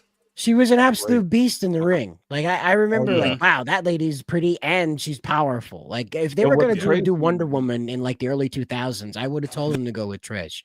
She could have slam dunked it. She had the performance, she had the body build, and she had the determination. Maybe they had to stand her on a box for a couple scenes, but here we go. Yeah. Look, moral of the story is you're gonna put pictures of your butthole on social media. Don't use your real name because you're gonna get caught. They got your ass on camera. Niggas ain't got me in the fucking camera. This is the clearest video I've ever seen. This is the most HD shit ever.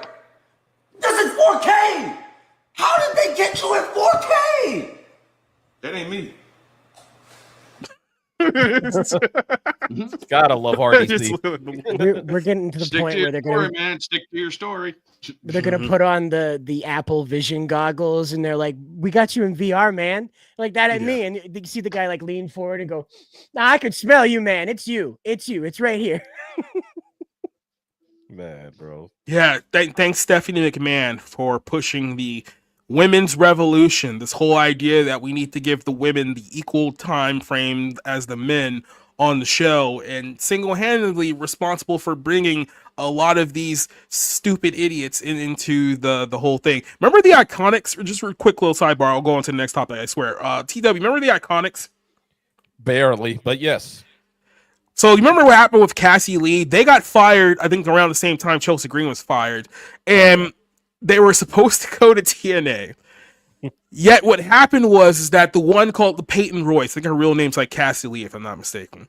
Oh, okay. She went on Instagram, which is always, here we go, we're in trouble.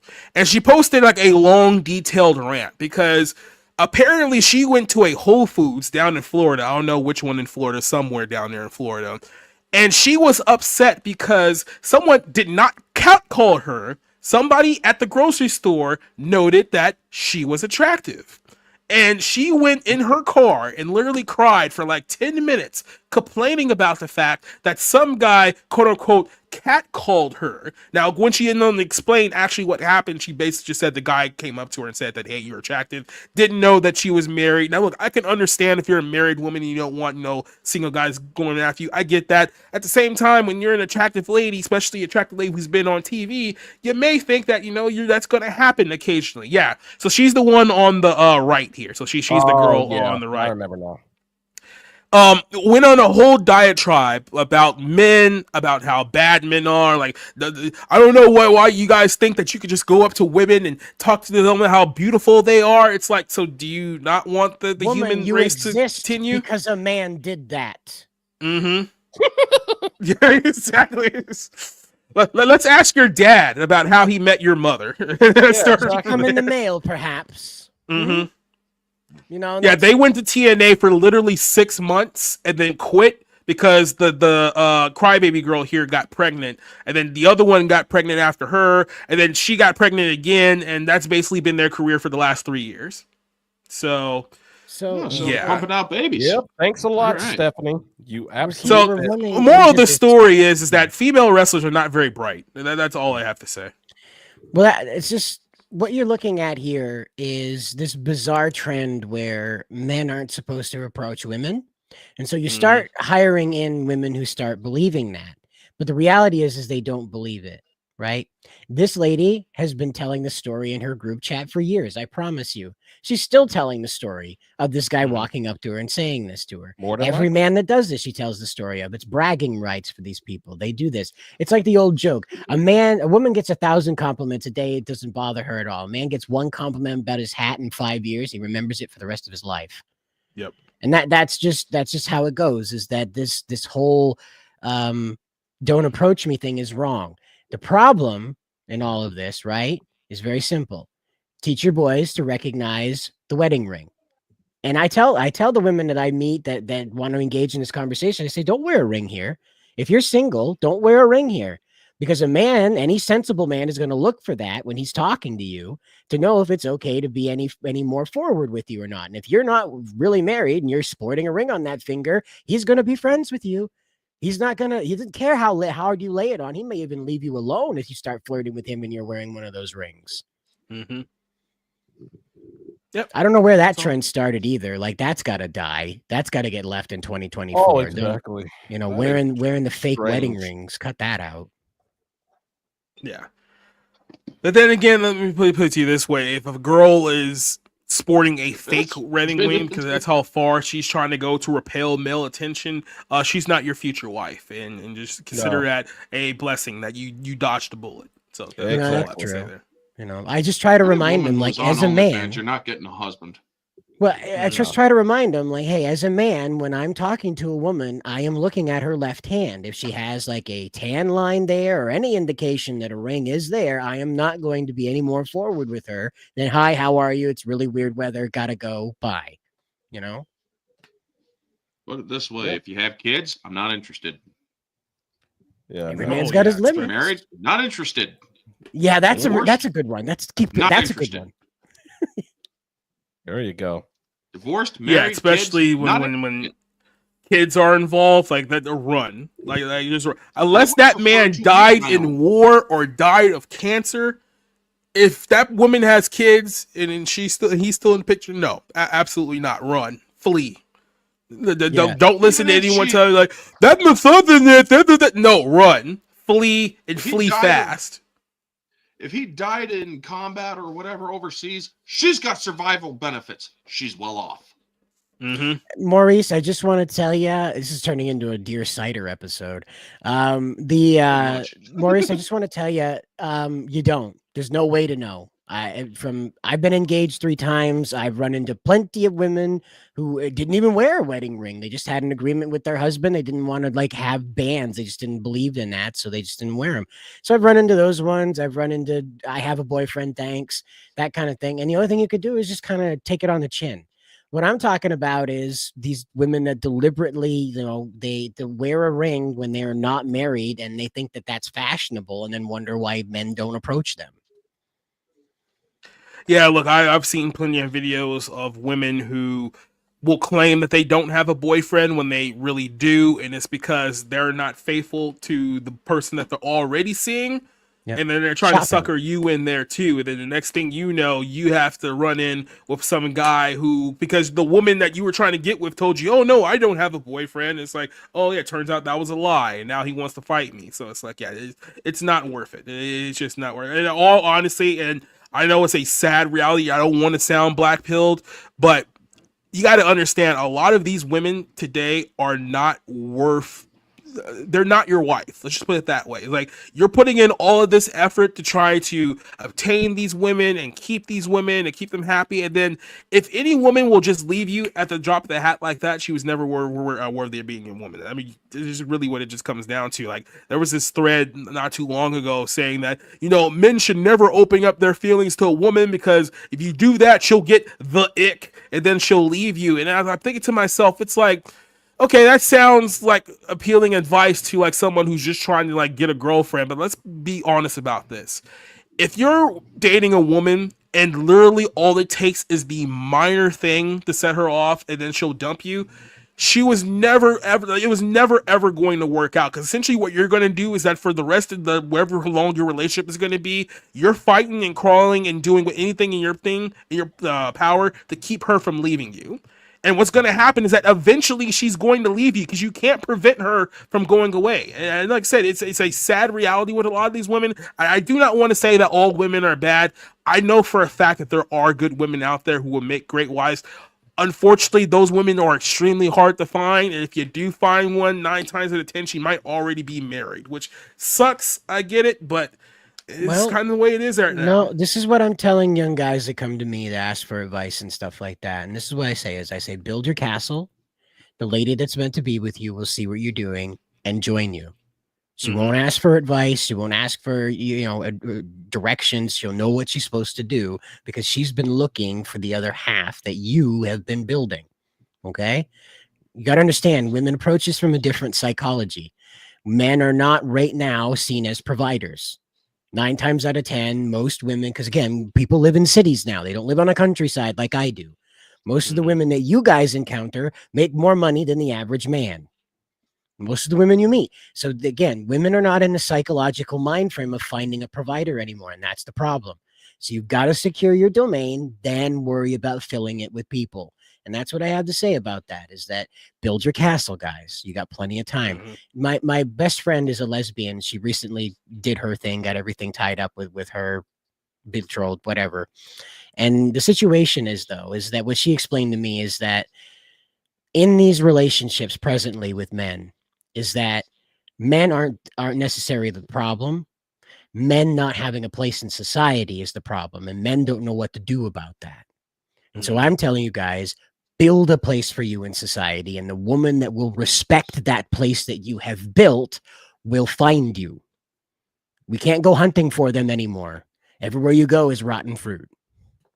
And remember, I think probably easier way to weed out all of the bad apples in the dating scene. Look for a wife, not a girlfriend. Don't look for a friend. Don't look for someone who be like, can this woman be the mother of my children? Do I want this mother to be the mother of my children? I'm just telling you right now, with technology, we have the ability to do 2 weeks worth of like conversation before you ever meet a girl, right? I say girl, meet a woman, whatever. It's 2 weeks. That way you can talk to them about everything under the sun. In 2 weeks, having uninterrupted conversation through text and little phone call things, you can learn a lot about a person. And what I tell these guys is that if you don't get to it by first date, you ask her if she wants kids. You cannot wait anymore. Yeah. You really can't. Because a lot of them, they come out of high school determined to never give birth. There's a switch that goes off in them in health class. It freaks them out that they're going to get all cellulite after having kids. It's a fate worse than death, apparently. And we were talking about this, TW. I know he just stepped out for a second, but TW, we're just talking about this with CM Punk, because for some reason there's these weird people on the internet that are celebrating CM Punk because he's been married now for I think almost 12 years, if I'm not mistaken, and the woman that he's married to, like, they haven't had kids. And it's not like, oh, well, she just can't physically have kids. They're like one of those people that's like, oh, it's a good thing that you guys don't have kids, even though you've been married for 12 years. It's like, you understand, like, in 12 years, you could have had at least like 3 or 4 kids already. Like, do you understand? His salary, he could have had 8 and adopted. Exactly. I mean, if you really wanted to go after it, if you were one of those Catholic or Mormon families, you could have had at least 10 by now. Sakura Amita's question to me about this is that this person that I am friends with is she's anti-abortion, and the person that she married is anti-abortion. They're both pro-Trump, MAGA supporters, MAGA hat wearers. And my friend likes to customize cars and is into Super Sentai. So, yeah. Like I say to people, she's like 9/10 compliant with what God asks. It's just that one part. That's it. I've never met anybody like her before, and that's why I adore her, is that she's not fake. She doesn't come at me with like, you got to respect pride. Everybody's got their thing. She understands what she's going through in life and accepts what it is and tries to give me advice on women that are straight because she's been through that experience too. So I appreciate it, Yep. So I think that's a good person. She's not trying to tell me that all men are bad. She's just trying to tell me from the woman's perspective, women are going into this expecting to find somebody they have to take care of because sitcoms, movies, general media for the past 30 years have presented men as dangerous idiots that must be maintained like children are maintained. Look at Ray Romano. Look at every sitcom except Last Man Standing with Tim Allen. Homer Simpson became the archetype of men in entertainment. Yep. It's Question. Reality. Rad, I just want to address your John Cena comment here. John Cena doesn't want kids. Well, he's not going to ever have kids because he already admitted that he's gay. I mean, did you hear what he said in that Suicide Squad movie, that he would eat a bag of dicks willingly? I mean, that dude just John Cena is another weird case, if I'm being completely honest with you, because everyone knows John Cena as the guy who, like, oh, he's done 500, 600, like, Make-A-Wish things. It's like, oh, he's such a great guy with the kids. But it's like, he's been married, I think, 2 or 3 times now, and he has no kids of his own. And John Cena is another guy who's almost 52, and it's like, really, no kids, not at all. It's like something. I feel like there's something definitely. Let me give you an example. He's a fucking communist. Nobody fucking wants him. Well, let me give you an example. Cena strikes me as a guy that got some bad advice. He got the if you break it once, you can't fix it kind of situation, because that's why he goes through all these divorces. Yeah. My father had a hard go of it with his first wife, but he stayed through their kids because the children were the priority in their marriage, not their marriage. After they fell out of love, they prioritized the children. He moved to the other side of the house and stayed until this youngest child of that marriage, which is my older sister, until she was married, not just out of the house, but married, meaning she wasn't coming back, that kind of thing. Then he left, and that my parents had fights. Right? I remember they would get up and they would like raise their fist at each other, both of them at the same time, just like anime characters, ready to punch each other out over stupid discussions over how to spend money, but they didn't do it. And John Cena is not brave enough to have those discussions to get to that point where he's ready to deck somebody. He won't do it, but he's ready to deck somebody because that's how you know you love him. And that's why he hasn't had kids, because he hasn't actually loved these women. He's felt comfort with them. And as any man will tell you, comfort and love are 2 things that are very difficult to tell apart, because as a man, it's all physical for you. Love is a spiritual thing that you only get to feel during like sex and childbirth and during that really intense kiss that you get around Christmas time. Most of the time you're like, I'm comfortable with this woman. I like her a lot. I want to hug her. I want to be near her. but the intensity you feel with her has to be very physical, has to be very, intimate with her to get that feeling of love. And Cena just hasn't ever loved these women. He won't fight them. You know you love somebody when you'll fight them. That's the truth. Well, look, I'm going to move on here to our next topic, so we'll be stuck on wrestling here That's all night. true. I don't have been on it for almost fucking 90 minutes. Jeez. Exactly. Maybe it's a good thing because, in all honesty, I don't really have much to say about the Hollywood fires at this point in time. Hollywood's burning. It has been burning for about a week now. I think they've controlled somewhat of it now, but there are entire neighborhoods that's been wiped out. And look, here's my whole situation. It's that I don't want to sit here and take glee in the fact that a city's on fire and that things are burning and things are pretty bad right now, because in all honesty, yes, I don't have any sympathy for the Leonardo DiCaprios of the world or the Julia Roberts of the world and all of those people who may or may not worship Baal on their private time, right? We don't know. We do know that there are people, in this area who aren't, those type of people, and they are being affected about this too. So you kind of remember, while we don't have any sympathy for the Hollywood cult up there, there are people who are not part of that cult who have lost everything or have been directly affected by this. So it's like you got to keep everything in its proper perspective here, right? At the same time, I did a little deep dive into this one on Sunday night's Bible Lens podcast, and there's this very, very interesting origins about the city of Los Angeles, and I would go check out my video from last Sunday if you want more information on that, but it's on fire, it's burning, and keep in mind what happened here. On Sunday, or the last Sunday, going back a while ago, they did the Golden Globes. Typical, we're gonna mock God, we're gonna promote all of these trans movies, and the whole trans thing goes back to Ishtar worship, which is a pagan demonic god, and this is something that Hollywood loves to do. And then of course the Hulk Hogan thing happened on Monday. Who knows, it might be more about Hulk Hogan than anything else. And then by Tuesday everything was on fire, things were getting evacuated, things were being moved to other states and other cities and stuff like that. And like I say, it's I would say a small preview of what's to come for a place that is probably the closest thing to biblical Sodom and Gomorrah that we will see in the modern times. I do have just a little video here that I want to show you guys. This is AI, obviously, but I thought this was very, very interesting. That all the incompetence of what's happening in Los Angeles at the moment. Are we meant to hear music? No, I muted it because it's Celine Dion and it will be copyright claimed. Yeah, so if you don't know, this is Celine Dion's "My Heart Will Go On" playing in the background while they're all running away from the fire. Shouldn't he be in Greece? Well, he had to come back to the Getty to collect his kids, Yeah. Oh my God, that's just nightmare inducing. Apparently, the fire department was instructed to protect the Getty. I think it's absolutely wild that that's happening and that there was literally no water in those hydrants. Right. Mm-hmm. I mean, you want to know what's funny? The fact that this video shows Rosie O'Donnell, but the problem is they need to show her with the herpes. What the hell? What, you didn't know that Rosie O'Donnell has herpes? She blames it on Trump. Of course she did. Oh, no, I figured that. I was looking at the firefighter with the makeup.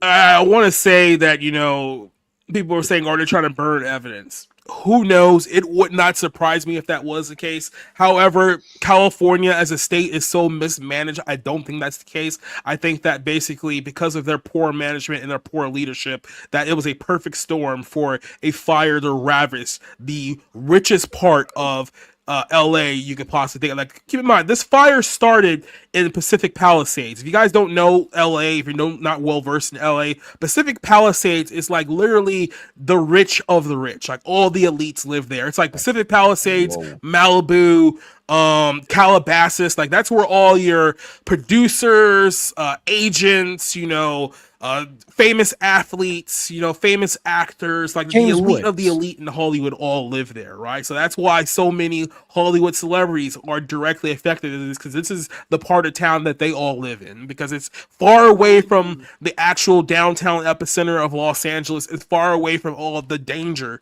quote unquote. So yeah, that's the thing that you look at when you're dealing with, LA from that perspective too. And Leslie put out a great point here. This is another point that I want to about this whole situation. These people were the same ones who were, mocking North Carolina and Georgia and a lot of those southeastern countries when they were dealing with hurricanes not too long ago and snowstorms and stuff like that hurt their area pretty badly, right? Because in their minds, oh, they're all Trump supporters, so they deserve this and all this whatnot. Keep this in mind here too.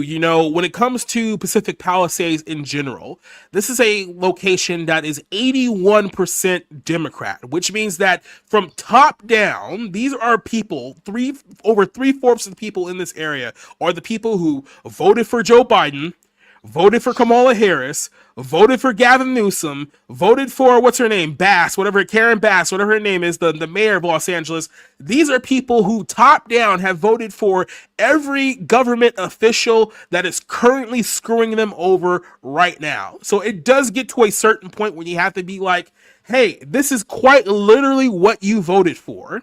Because who are you going to blame for this whole situation? You can't blame any Republicans for what happened in this area. Republicans only represent 15% of that Pacific area.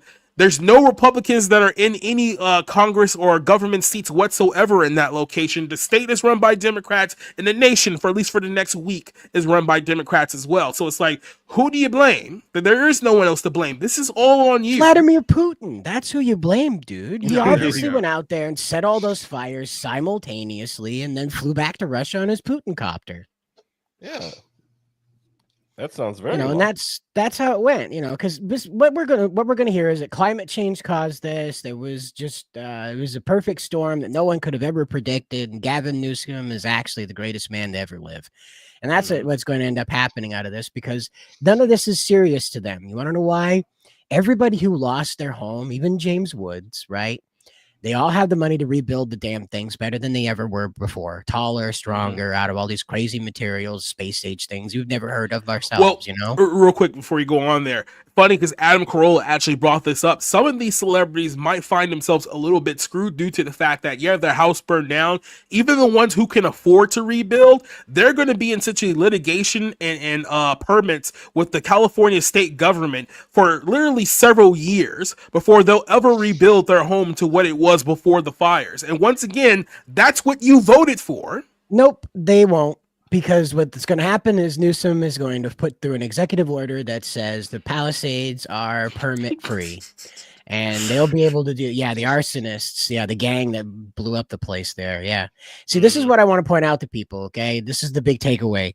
I don't believe that this was done because of the Epstein list. I believe legitimately that China saw an opening and paid a bunch. We saw pictures of these crazy homeless people lighting these very well-built fires out there in the tall brush.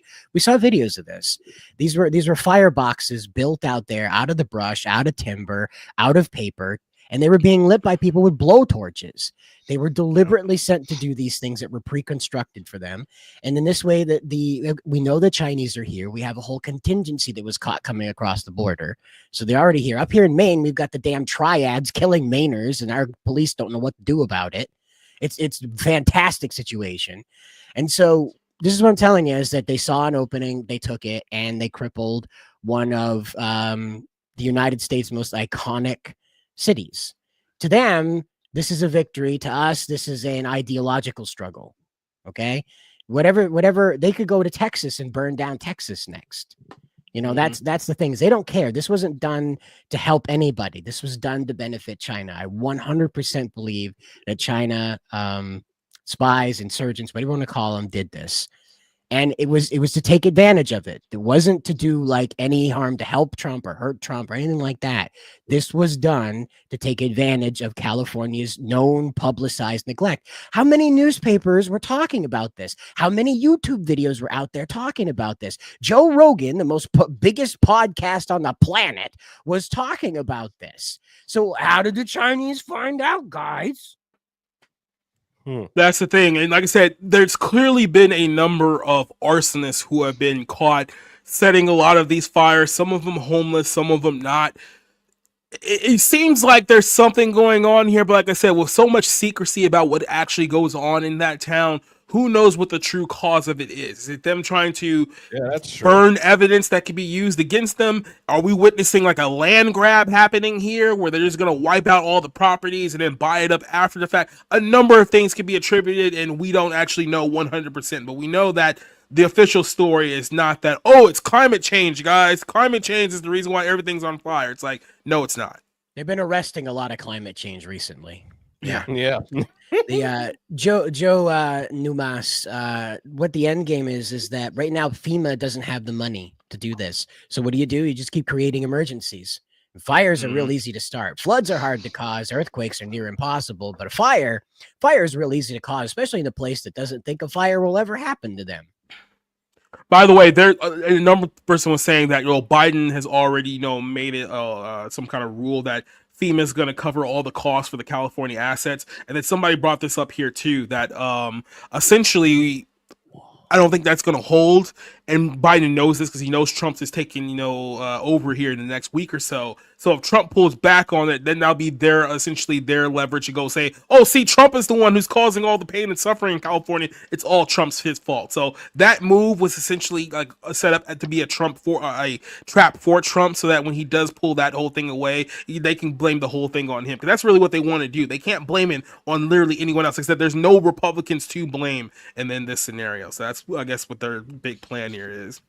By the way, Rick, glad you joined us here for the show. You did miss our entire rant about professional wrestling. A lot of people were pointing the finger at you too, so they had a lot of mean things to say about you as well. So, well, it's known that I am responsible for a lot of the wrestling, because I campaigned to have what's her name, Mrs. McMahon, not be the Secretary of Education.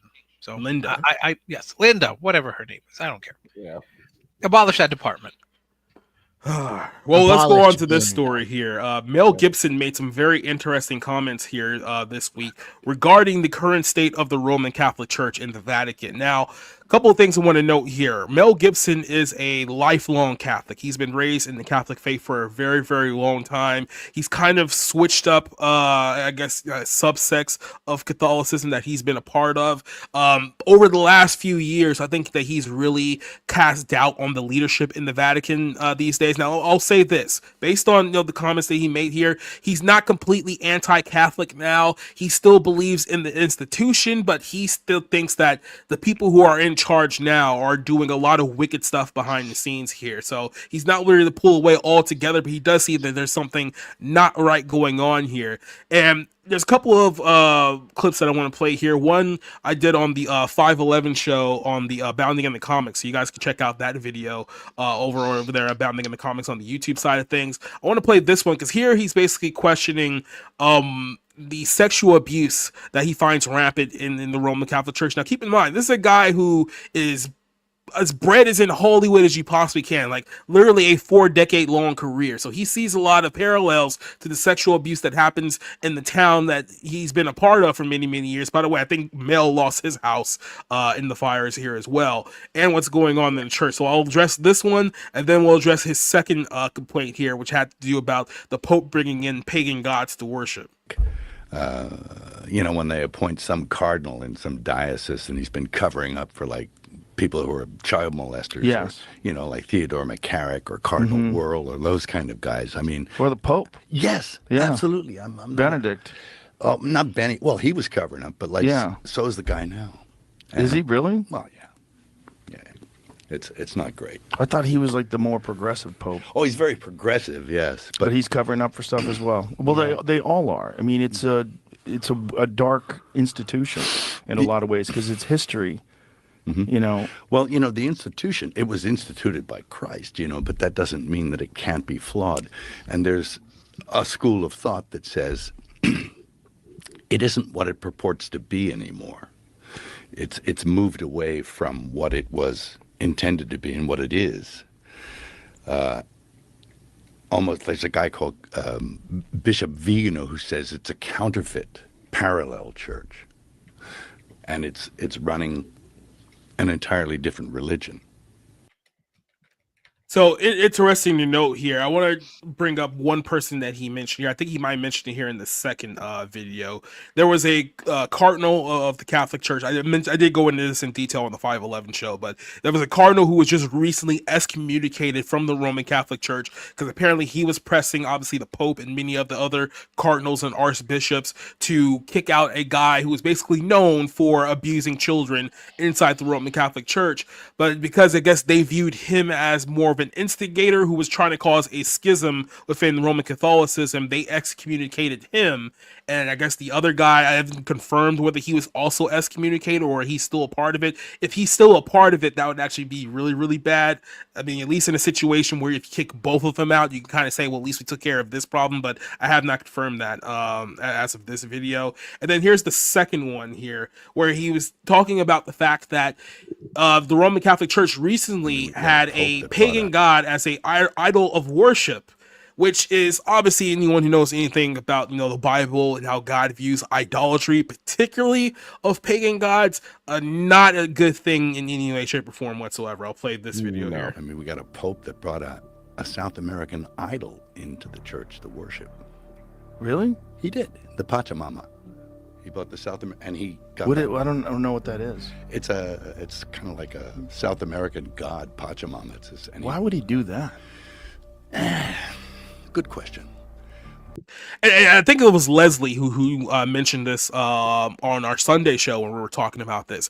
Notice how uncomfortable Mel is in talking about this, and I noted this, like, he's not uncomfortable in the fact that he doesn't want to talk about it. I think where his pullback is that, like I said, he still has faith in the Catholic system. So in a way, he's kind of uncomfortable with talking about all the bad things that they're doing because he doesn't want to find himself in a situation where he can also be viewed as excommunicado as well. But at the same time, he has to acknowledge that there are things going on that is a problem. So that's why you kind of see him getting uncomfortable with Rogan while he's talking about this. But he did. So he brought that in. Yeah, into the Vatican. Then the hierarchy even worshipped. They had a ceremony around it outside. What? So, well, that constitutes apostasy. Yeah, worshiping false gods. Yeah. Moses goes up on the mountain. He comes back down. People are worshiping a golden calf. Yeah. It's that. Yeah. So you can't do that. Do you think there's a motive behind these things? I don't think probably. What do you think it is? I don't know, but it isn't good. I think we're looking at a world where, and this is in the next film I'm going to do. I'm going to try and tackle this question: that there are big realms, spiritual realms. There's good, there's evil, and they are slugging it out for the souls of mankind. And my question is, why are we even important? Little old flawed humanity, why are we important in that process where the big realms are slugging it out over us? And I think there's bigger things at play here. And institutions that purport to touch on the divine are necessarily going to be affected by that slugfest that's going on between good and evil. Right. And sometimes good gives up ground. Yeah. And maybe not on purpose. Maybe there's some deception involved or self-deception. Right. Co-opted. Like every morning when I wake up, I actually pray that I don't deceive myself. I mean, we got. So yeah, that's Mel's comments here, and I'll say this here because I'll say this, and I want Orange to go on here as well. But obviously, with some of the fallout that I've had with some of our Catholic friends, as you guys know, the two Johns, that it's and because on my show I'm very open against how I oppose the Roman Catholic Church. I think a lot of people take that to think that I just openly hate Catholics, and I don't, because I think it was Rooftop Korean and somebody else in the chat, Leslie, also mentioned this too. Is that the idol was thrown into the river by the faithful Catholics who knew that this was wrong, and I think the Pope threatened to excommunicate them who tried to destroy this, right? So you have to understand here is that there are good people in the Roman Catholic Church who do see that there's something wrong here. Like they do see this is not something that we should be doing. This is actually something that goes against our faith and goes against what the Bible teaches. So, and Mel's obviously one of those people who sees that too. So I do think that there are a lot of people in the Catholic faith who knows that this is wrong and they're trying to speak out against it, but they kind of have their hand cuffed because they don't want to essentially be viewed as that they're going against the authority of God by standing against Rome here, right? Here's what my point of contention is, not against them. I've always been against the institution of the Roman Catholic Church because I do not believe that the Roman Catholic Church is the institution that they claim to be. We've all can have the Protestant Catholic arguments about, 2,000 years, this is the church that Jesus started. I've talked about this in other episodes. Go watch those episodes if you want me in more detail here. Here's my thing. I don't think that it's the church that a few bad cardinals or a few bad archbishops or a few bad popes that are kind of like steering this whole thing off the rear. I think that what's happening is that as we are in the last days, which I truly believe, that evil is exposing itself all around the world. It's not just in the Catholic Church. We see it in Hollywood. We see evil as plain as day in Hollywood more than we have ever seen it before. We certainly didn't see it to this degree 30 years ago, but you're definitely seeing it now. I think that evil is exposing itself to the world because we're coming up on a time period where everyone is going to have to make a choice. And I believe that choice is you're going to stand with the truth in Jesus Christ, or you're going to stand against the deception that is of Satan. And there's a lot of deception out there in the world, but at the end of the day, all of that's going to expose itself, and the choice will be very, very clear. So to those people out there who are kind of like, I'm like long line Catholic, I'm faithful to the Catholic Church, but this isn't right. I know that this is wrong. My only, I guess, advice to you guys is that really follow what the Bible says, specifically as it relates to the gospel, particularly the gospel of salvation. And you'll start to see that when you understand the promises of Christ, you'll start saying, okay, the Roman Catholic Church is standing directly against a lot of what Christ actually said. And you'll start to realize that the earthly Catholic Church that sits in Rome is not the good guy of this scenario. And if you're truly feel in your heart that, what I'm doing or what this is doing is going against my faith and going against what Jesus taught, this will be the time to do some reflection about what line on the sand you really stand on. And that's really my strongest advice that I can give to you. And I'm not going to go on and say that, you Catholics, once again, we proved once again. I understand the problems that are happening there. And I'm not saying that the people who are part of this are part of that problem. Now, yeah, you're going to have arrogant people on both sides of this. We talked about Calvinists as well here too. Not saying that all the Protestants are good either. I'm not saying here singing the praises of any denomination. What I'm saying is that there's a lot of deception in the world, and Mel said it very, very plainly at the end of that video. He prays that he doesn't deceive himself into thinking that he's on the right path if he's not on the right path. And that's actually probably one of the most powerful things I think he said in that video. Orange, I'm going to shoot this over to you first. As someone who has admitted that you grew up very strong Catholic background, you're not a practicing Catholic at the moment, but you do have some thoughts on this one. I'm going to shoot this over to you. What are your thoughts on Mel Gibson's objections to the Roman Catholic Church? I've known for a while that he's always been a sedevacantist. He doesn't follow the Pope. He doesn't support. Yeah, isn't that the subsect of Catholicism that he's a part of? I do believe so, yes. Okay. However, he believes in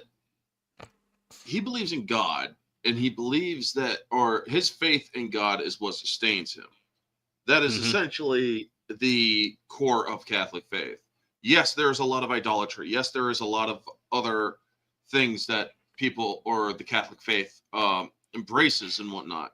However, when it comes right down to it, do you believe in God? Do you trust, or is your conviction in your faith high and absolute and whatnot? That is basically what I get from Mel Gibson. Does he or is his faith sustaining? Now, as for me, I am not a practicing Catholic.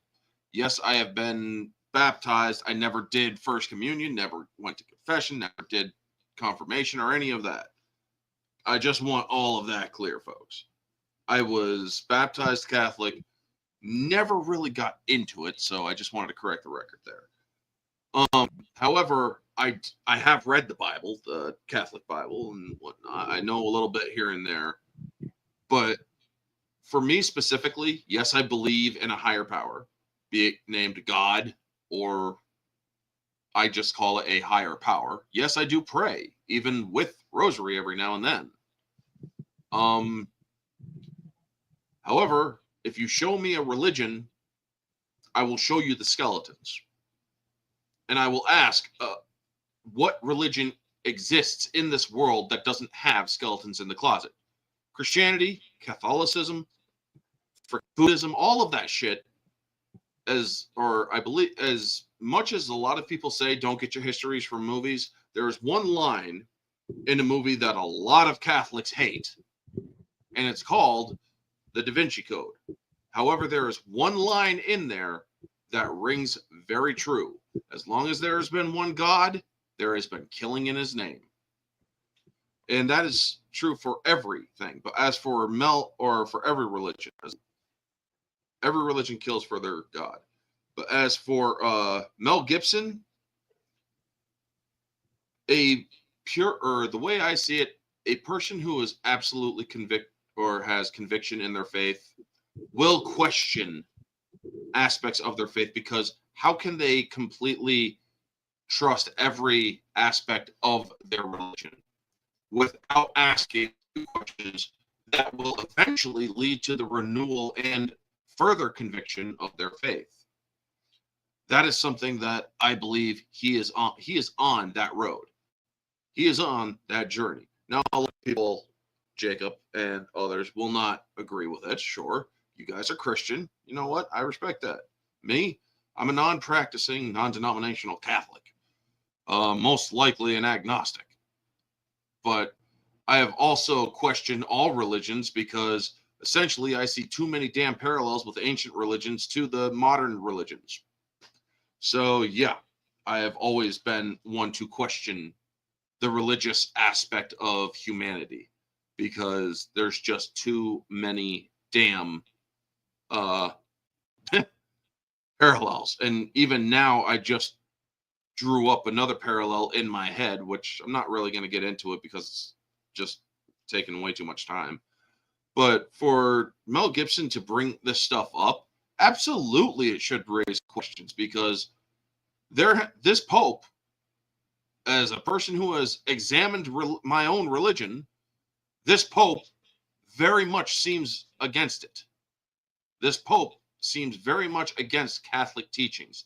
He's gotten rid of Catholic masses. He's told many different churches to not do traditional Latin masses and whatnot.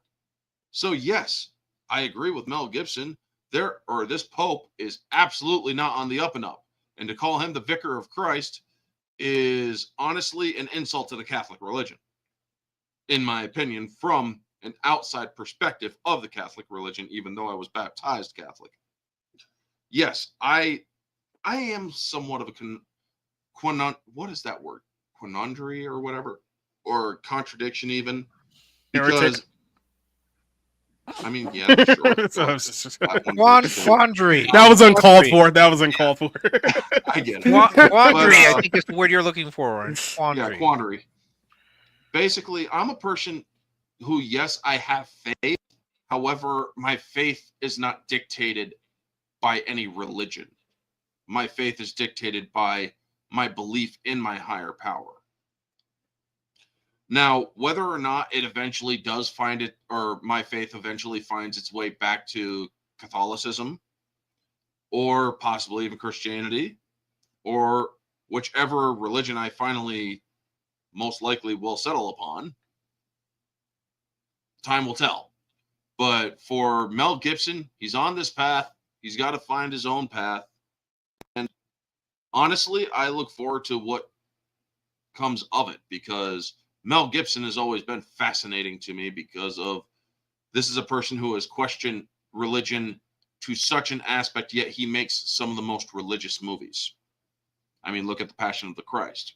A lot of people give that and real quick, the movie that he was talking about, the one he's doing next, he was describing kind of the battle between good and evil. That apparently that's going to be the subject of his next movie that he has coming out as well. Oh, so. Yes, but he is also going basically above the normal aspects of Christianity and Catholicism. He's going into the battle of actual of the divine itself, of divine good and evil. So I actually am looking forward to what that is, because he does raise a brilliant question. What does humanity have to do with it? If these beings are of such power, where does humanity fit in? It is an interesting question. Questions that I would say the when it answer comes to that religion- question.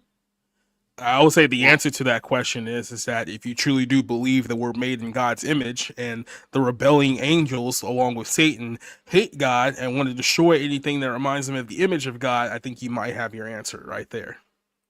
Sure. Now, but my final point on this, any questions that a person has of their religion or even of other religions, I believe that questions are necessary to actually build faith, to actually renew faith, or to actually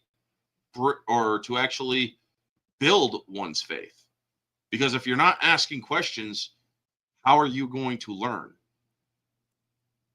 And he's one that asks a lot of questions, and therefore he learns and renews his faith, renews his faith. I want to shoot this one over. Honestly, I do respect. I want to shoot this one over to Rick, because Rick's been here for like 20 minutes now and he hasn't said a word. So what is your thoughts on this story, Rick? Well, one has to remember that Mel Gibson is from a branch of Catholicism that has never accepted Vatican II, which was from the 60s, I think. So he's very 60s or 50s, somewhere about there. It was Pope John the 23rd, I think. They're from a very strict branch of Catholicism. So of course he's not going to like the direction that Pope Francis is taking the church on. It's become much more, I guess, progressive, more about social justice than it is about theology. Though the Pope, to his, I don't want to say to his credit, but the Pope has said no on certain things. He said no to female ordination. He says no to, well, it's questionable what he says about same-sex weddings in the church. I don't know whether he's talking about you could have a blessing or you could have an actual ceremony. It's very confusing. But yeah, Pope Francis is very much on the quote progressive on the left. He's like that. He's like that hermaphrodite Pope in Conclave, except Pope Francis is not a hermaphrodite. Yeah. So of course, Mel Gibson's going to oppose whatever the Pope supports, or most of it. This is not a surprise, although I, as someone who is not a fan of Mr. Gibson, who still troubles me, I really don't have much to add. It's his faith. It's he's a practicing. You would say he's a practicing Catholic, but he rejects the particular authority of the head of the Catholic Church because he believes it is not genuine authority. He believes that it's somehow wrong. Again, ever since Vatican II, and I have no issue with the Latin Mass, but I have no issue with the Mass in a common language either. They still use Latin, so I really don't have much to add except for the fact that Mel Gibson is never going to be a fan of this Pope. I'm not even sure he really liked Pope Benedict XVI. He might have been a little too much, but he's right in one part. He's one in one part. The church was too obsessed with covering up the actions against children. Yes, they were too obsessed with protecting the institution rather than protecting the children, rather than protecting those who were whistleblowers. So that's a stain on the church that's going to take a while to build back. But if it's any consolation, you are going to get a millennial saint pretty soon, patron saint of video games, I think. So Cider will have someone to pray for or pray to. Cider, what's your take on this story? I'm a Catholic. The last time I was checking in on him, Pope John Paul II was doing some good stuff, and I was a child, so All I have to say about this is that I don't like it when somebody's up at the front of a religious organization telling them what's up. It's just me personally. I just don't like it. So I kind of go along with this idea the Pope might be a bad idea. That's just me personally on my level. Believe how you like. I just don't like one guy at the center of the room telling everybody what to think. It just feels a little off. So, yeah, I agree. TW, you have anything to add to the story? Honestly, this really does. I mean, I've always suspected there was something off, with that, with that organization for really kind of a while, but I never knew it really got this bad.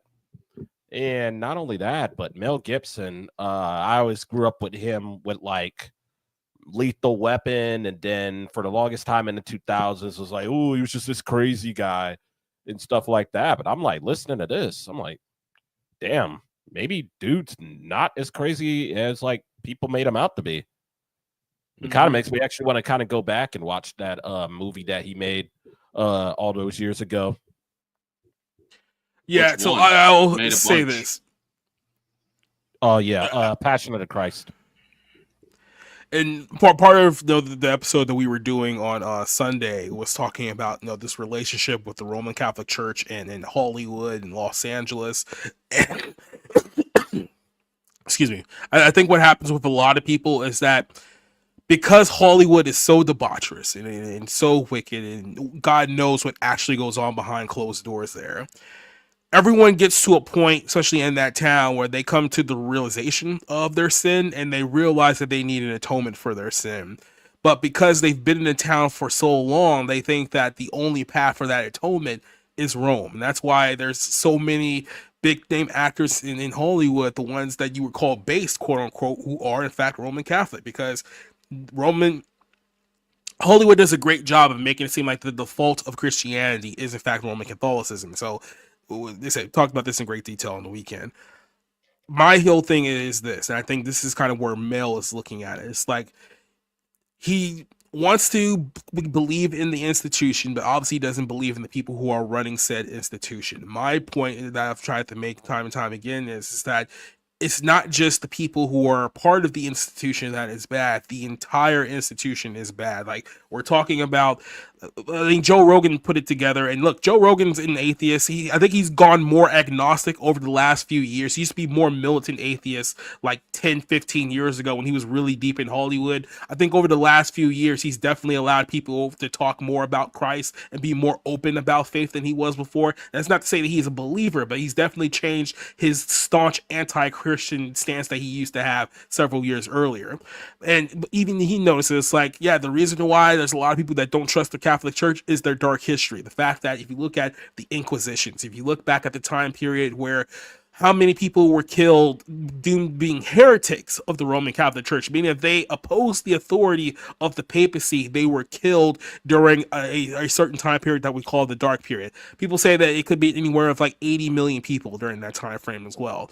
We go all the way back to the biblical story where the Catholics claim that Peter was their first pope. However, Peter was killed by the Roman government, and there's no evidence that he actually went to Rome to start a church. Even the next few popes after that were all killed by the Roman government. So there's a weird area between 90 AD to the rise of Constantine and Augustine, where you have to be like, okay, what really happened during this time frame? Here's my thing.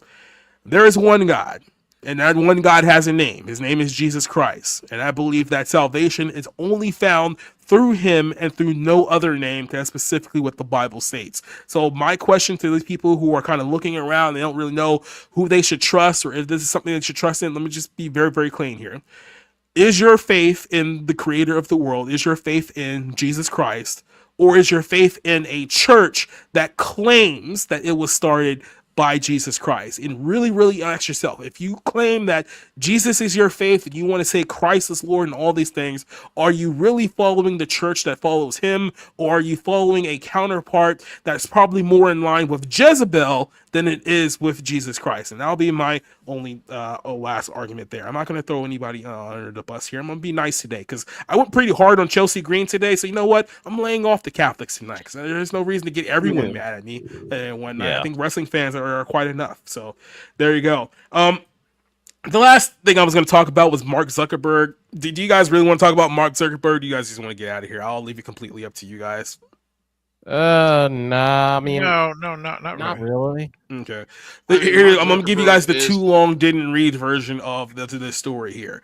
Mark Zuckerberg is going on Joe Rogan and all these other outlets pretending like he was the good guy now. He's making it seem like that, oh, you know, I didn't agree with all that stuff that I did to you guys on Facebook and Instagram for the last 10 years. It was the government that made me do it. And I know I deep down inside, I really didn't agree with what they were doing, but, you know, blah, blah, blah, yada, yada. So now Zuckerberg is trying to do the same thing that Dorsey did after Dorsey stepped down from Twitter, where he's trying to be like, well, hey guys, I know everyone hates me because I've ruined their lives over the last 10 years. I just want you to know I kind of agree with some of the stuff you guys were saying there. Now, I didn't say any of this when I was in power and could have changed everything, but now that I'm no longer a part of it, I just want to let you guys know that, hey, I'm with you guys. Solidarity, brothers. And that's basically what Zuckerberg is trying to do here. So I will play this one clip from Rogan's podcast.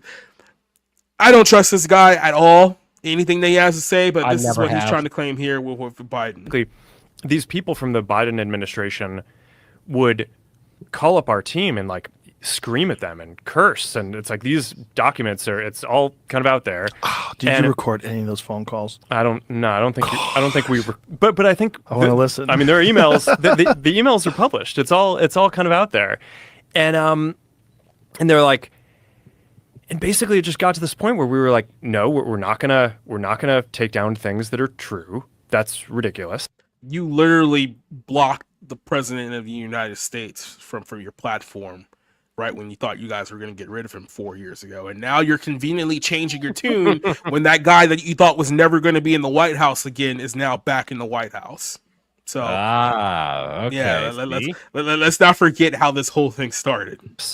They wanted us to take down this meme of Leonardo DiCaprio looking at a TV talking about how 10 years from now or something, you're going to see an ad that says, okay, if you took a COVID vaccine, you're eligible for, for this kind of payment, like this sort of like class action lawsuit type meme.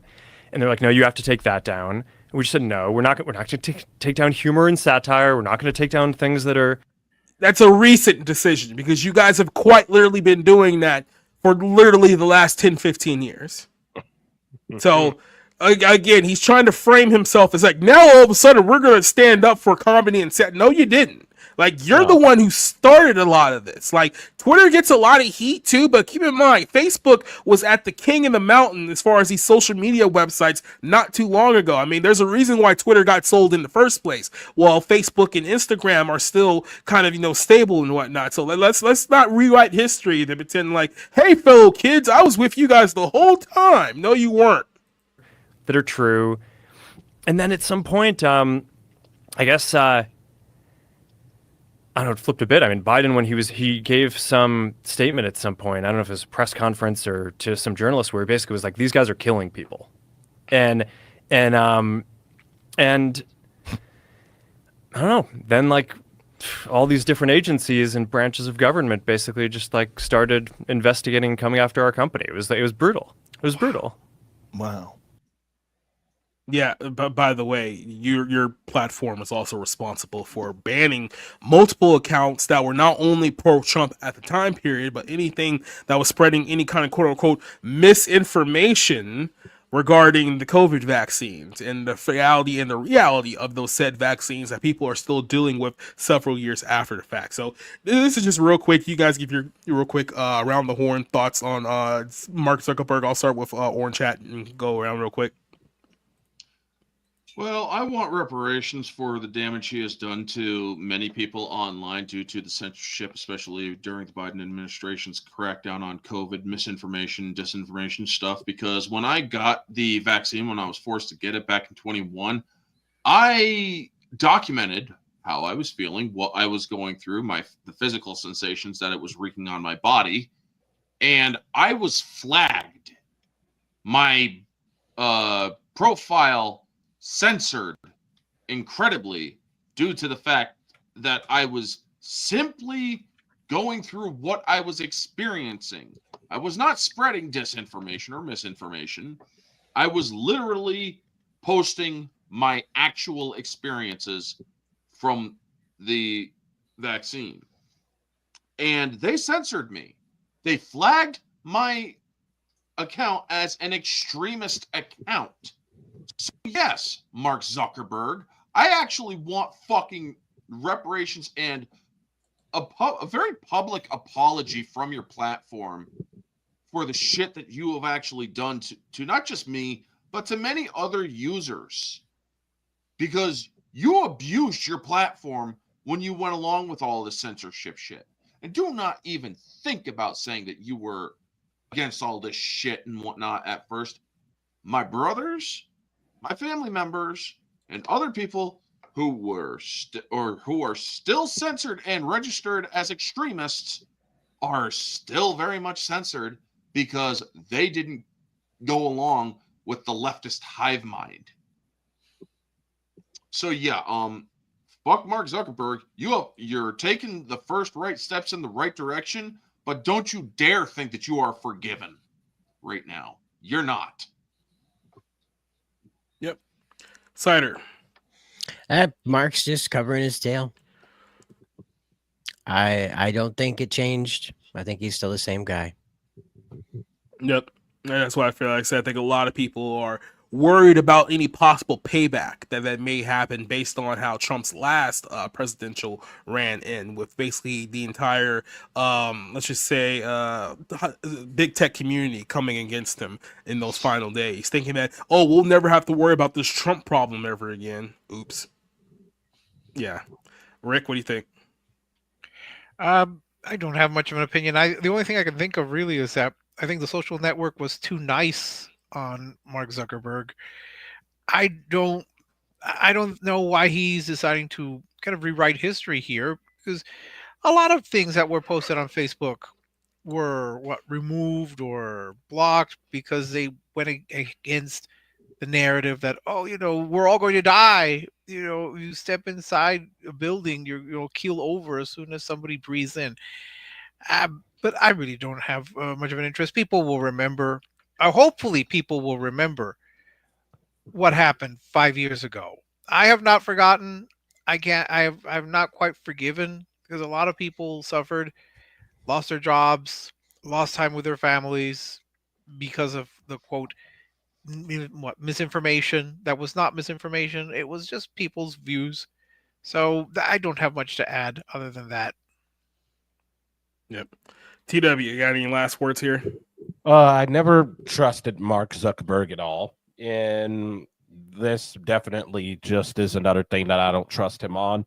I think he's just trying to cozy up to whoever's in power. Like last time it was Biden with that whole COVID thing, and now that Trump, the same guy that he thought was never going to be president again, is president. He's probably going to try to get cozy with him too, and probably try to kiss his ass.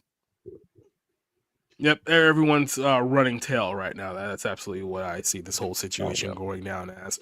And like I said, I don't trust this guy at all. As far as Facebook goes, I haven't had a Facebook, I want to say, since 2017-ish, because even then it was my least favorite social media platform, and the only people who I really wanted to talk to were like distant cousins, and at that point I was just like, it's not even worth it for them. Instagram, I mean, I used to have an Instagram a while ago where I just posted memes, but I'm not the type of person who like constantly like loves taking selfies of myself throughout the course of the day, or posting like where like I'll take a photo. It's like, oh, here I'm at this location. Like I was probably posting that like once every 3 weeks. Like it's like, oh, here's a photo of something, and then after a while, it just didn't feel like there was much of a need for that either. So thankfully, I'm not one of these people who are like permanently attached to social media to survive, because I can only imagine what a miserable existence that would be. You probably end up like Chelsea Green or somebody weird like that. But outside of that, no, it's not my deal. And I don't trust Mark Zuckerberg. I don't trust Jack Dorsey. I'm gonna be really honest with you. I don't trust Elon Musk either. If I'm being completely 100 with you, I think he's just as much a snake as all the other ones are. So anyone who's the head of a multi-billion-dollar smaller social media platform. Don't trust them, not one bit. They're not your friends. Oh yeah, not at all. And my Facebook, I haven't had a Facebook in a while since mine's got hacked. And weirdly enough, that was the best thing that could have ever happened because, like you said, Facebook was always my least favorite. I mean, Instagram's there, so I have at least one platform to keep in contact with my family. And I guess just look up some cool stuff every now and again. And I mainly just promote my stuff on there. And same with Twitter, except Twitter is a lot more hilarious because of just all the dysfunction. But yep, that's really just it. Yep. And that's it. That's it for the show here. So I guess the moral of this entire story is that you get what you vote for. Don't trust the Vatican. Mark Zuckerberg is still a hack. And Chelsea Green, your God, is there any button here that I can use to describe this so I don't have to say, oh, here's a good one. Retarded? So I know you're not retarded. But what are you, Down syndrome? I love that. And that's how we're going to end this night. So I'm going to go ahead and shoot this one over to you guys so you can promote what you got coming up and we can get on out of here. Let's start with Mr. Orange Hat Reviews here. Where can they find you, especially the wrestling fans who want to hate you based on your lack of love for pro wrestling? Find me right here, bitches. Also at my channel, Orange Hat. So yeah, I'll be I cover controversy on my channel, Hollywood Controversy. I just recently dropped 3 videos. Rachel Zegler, Disney, and I forget the other one. But yeah, I also do live streams Sunday, Tuesdays, and Fridays on my channel. Next week, me and Mara will be back doing the 1s and 2s and the singles on Thursday on exclusively at 8 p.m. 1s and 2s on her channel, Jade Shadow. We're going to be discussing Rocky 1 and 2 on the following weeks. My theme streams, I just got done discussing Beetlejuice earlier today at 1 p.m. Each Tuesday, 1 p.m. Next week is Alien Romulus, my top picks from 2024.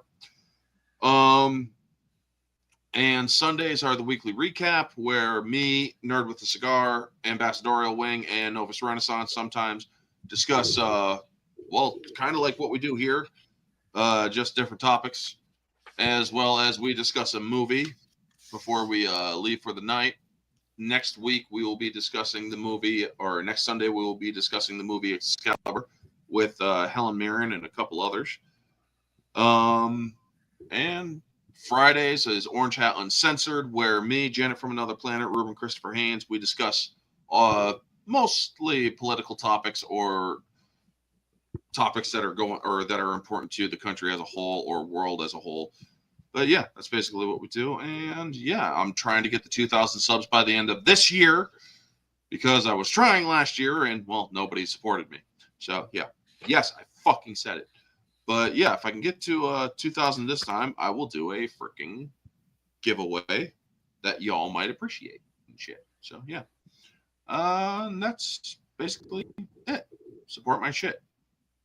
Quick little shout out to Cassie who came and rated our show. I wish you came a little bit earlier because we're literally on the way out, but I do appreciate all the people who came from Cassie's stream to come watch this. If you want to go back a few hours earlier, we basically started off most of the show ranting about how stupid pro wrestling is and how stupid some of the champions in pro wrestling is. So it was a pretty good show.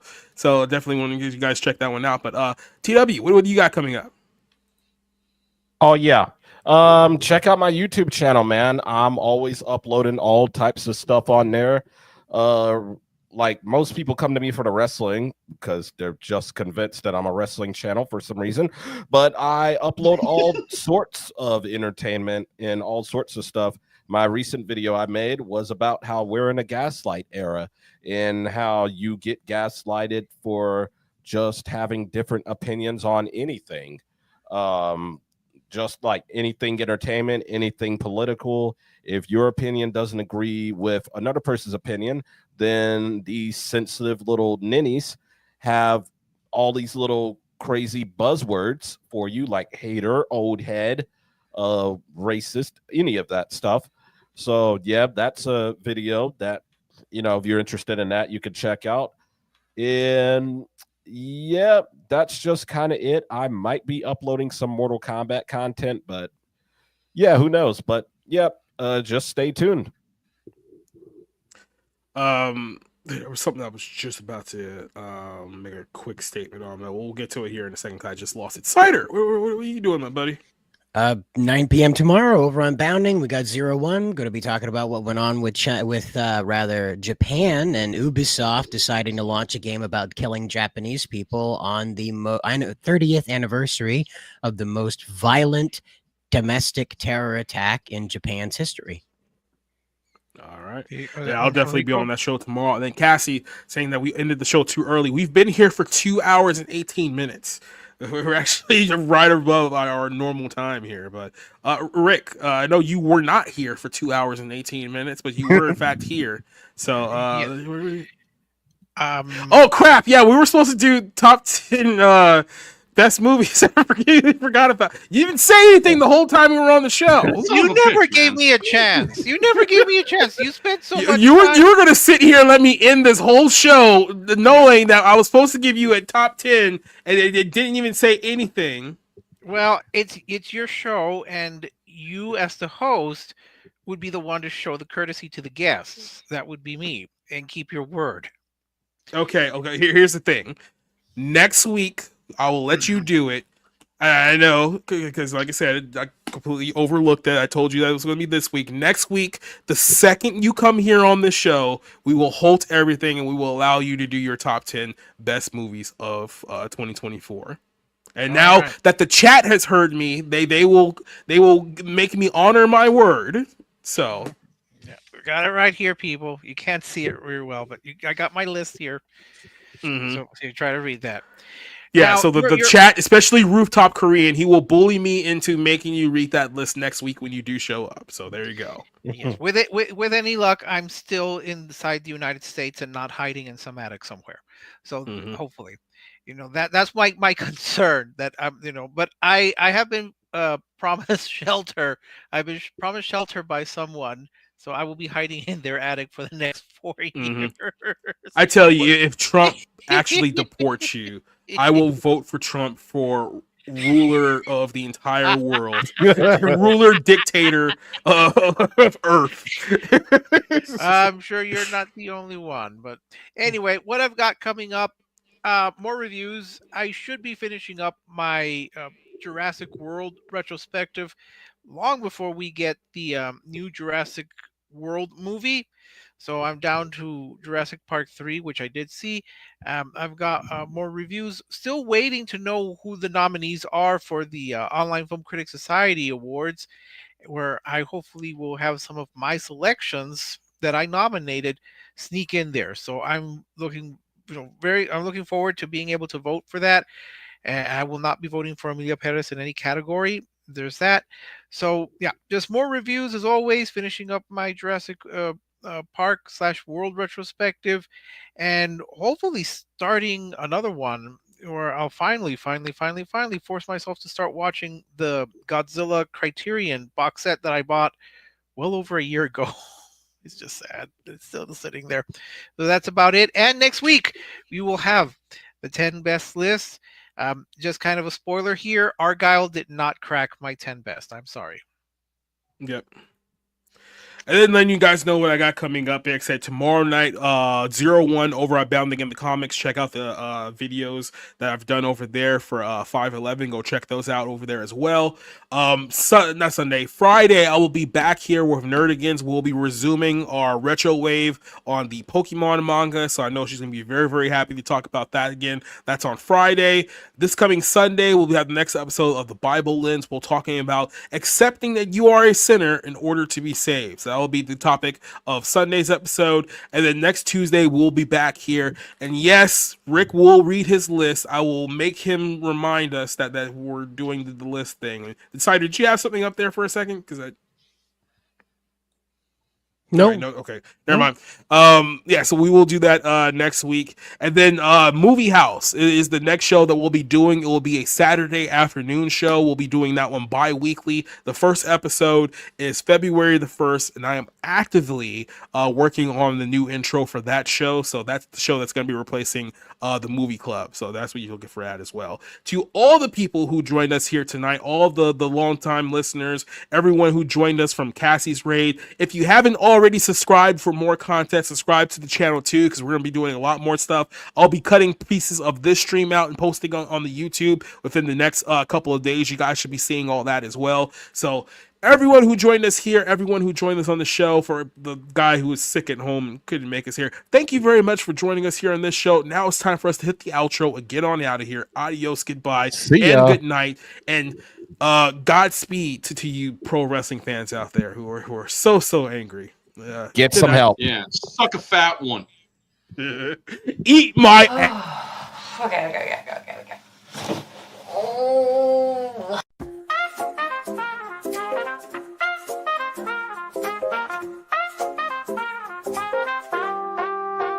Making your way through the daily grind takes everything you've got. Taking a break from all your worries sure would help a lot.